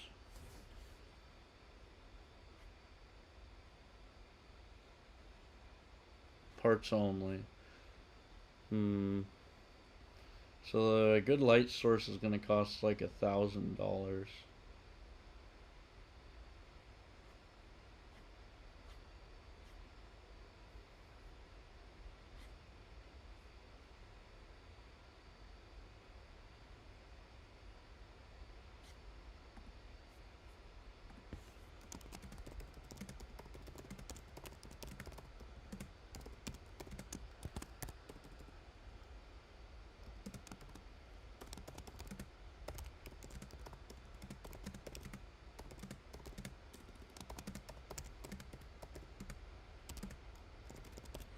So what if I just buy the laser diode?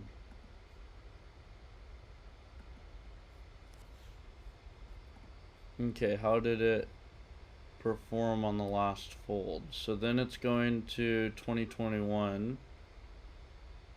2020 IC is 0.01, so certainly worse, but still good enough. Standard deviation climbs up. Ratio 0.07, so still good enough, but not as high as would like it.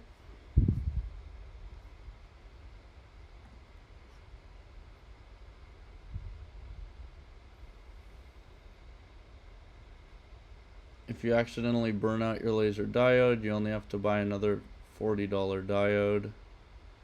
No, a laser diode is not $40. 1550 nanometer laser DFB diode is not $40. They seem to be hundreds of dollars. Is there anywhere I can look to purchase equipment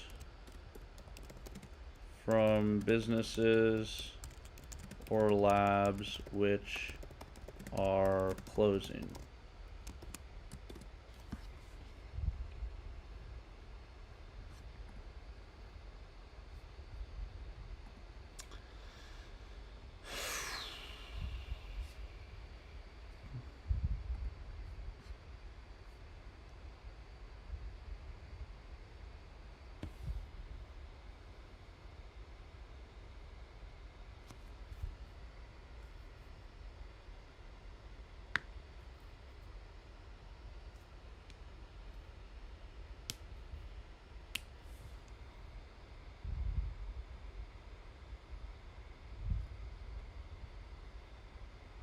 Oh.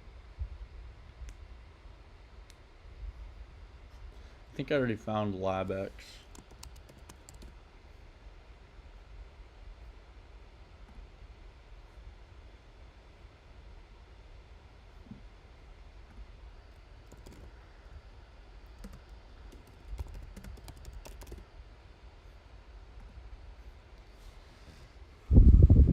DFB laser.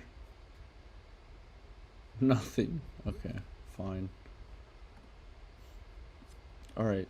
2021 ran. What's it get? Ooh. Alright, so I think we're going to get similar results to what I got when I ran it before. And I got this guy. So let's see. But I think the errors with model 18 should be fixed, so I'm going to try that too.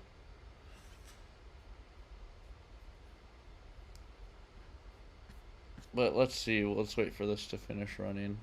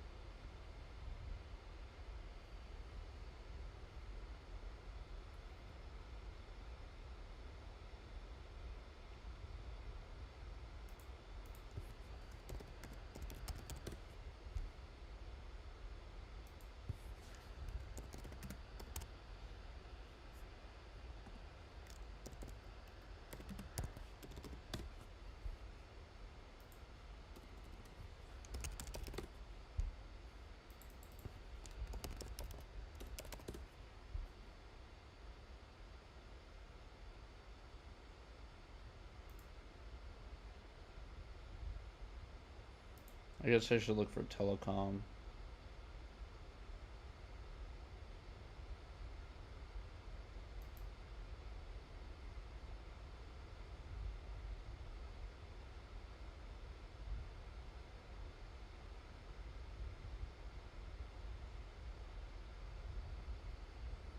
Yeah, nothing.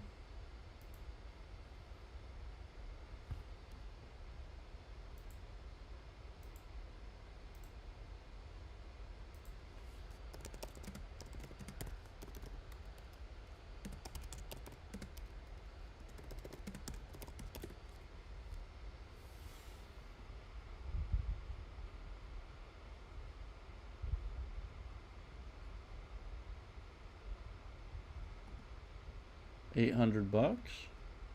That's cheaper than 1,000.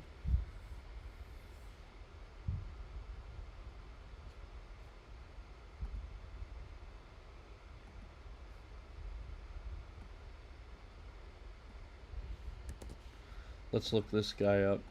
Is this going to be a good laser for us?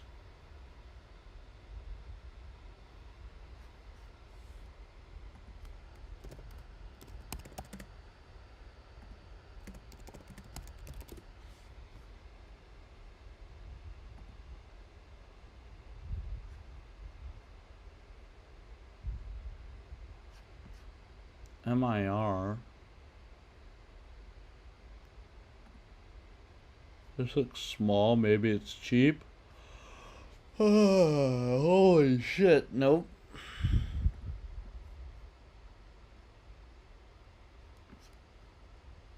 Right, so where was I? This is the first thing I was looking at. This guy looks good. $800.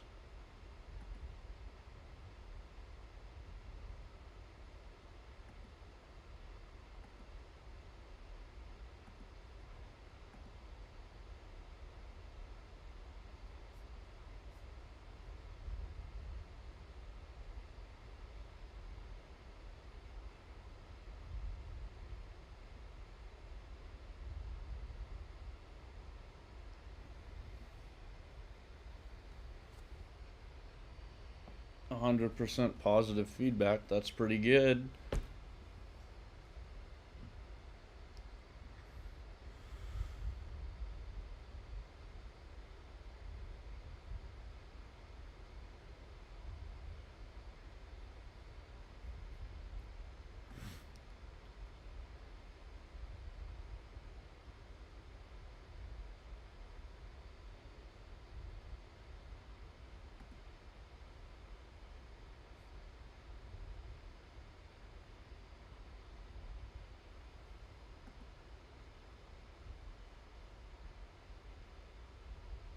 Oh.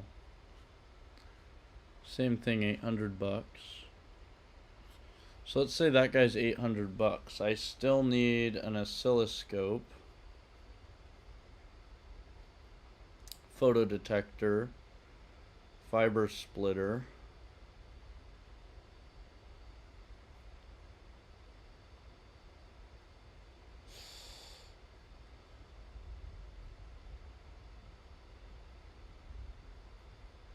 Okay. I need... Hey, NGK. No, I'm looking to buy a laser to build a vibration detector thing.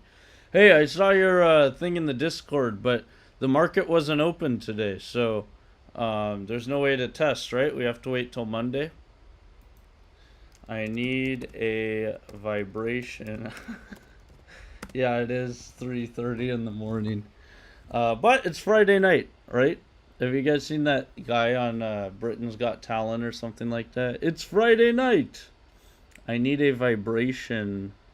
Okay, so I'm building this for industrial equipment. What about other applications like civil infrastructure,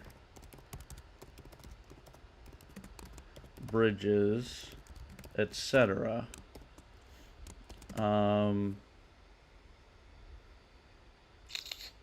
What about other applications? Are there any other things I could build this for? And for other applications,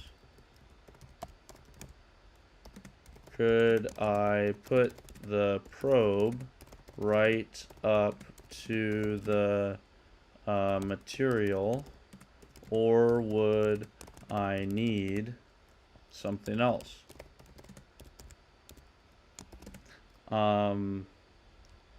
Also, I need something to collect data on.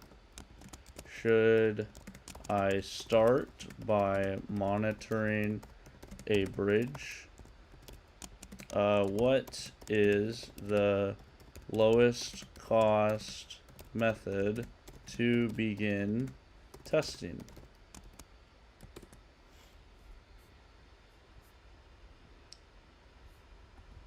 Okay, this guy's still running.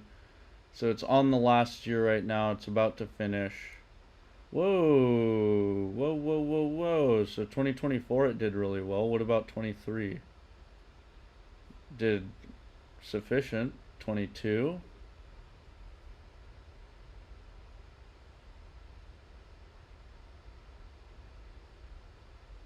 Whoa. Look at the performance for 22. It went crazy. Whoa, and 22 was a recession. It was a mild recession the whole year.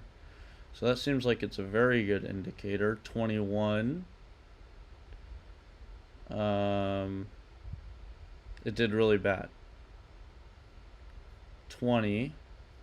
Now that might be I have a data problem. Did not as good but sufficient. So let's see how it does for 2025. I might have a big improvement here. Let's see how the plot looks. It's about to finish. What's it at? Trial 17. Do not start by monitoring a bridge. Taking a prototype laser into the field on day 1. Yeah, obviously. I need to know what I need to start testing.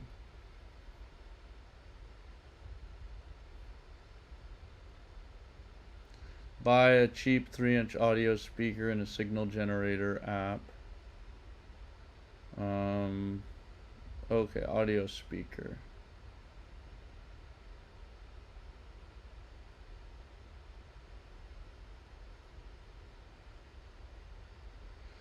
Oh, vibrations are under 20,000 hertz. 20 kilohertz. So not like shock physics at all. Multi-channel USB audio interface. Instead of buying a data acquisition card, buy a used music production interface. These are literally 4-channel analog ADC converters. 20 hertz and 20 kilohertz with perfect 24-bit precision. Plug your 3 photodetector outputs directly. Okay. Probe placement. Do you put it right up to the material? No, the entire value proposition is standoff distance. Oh.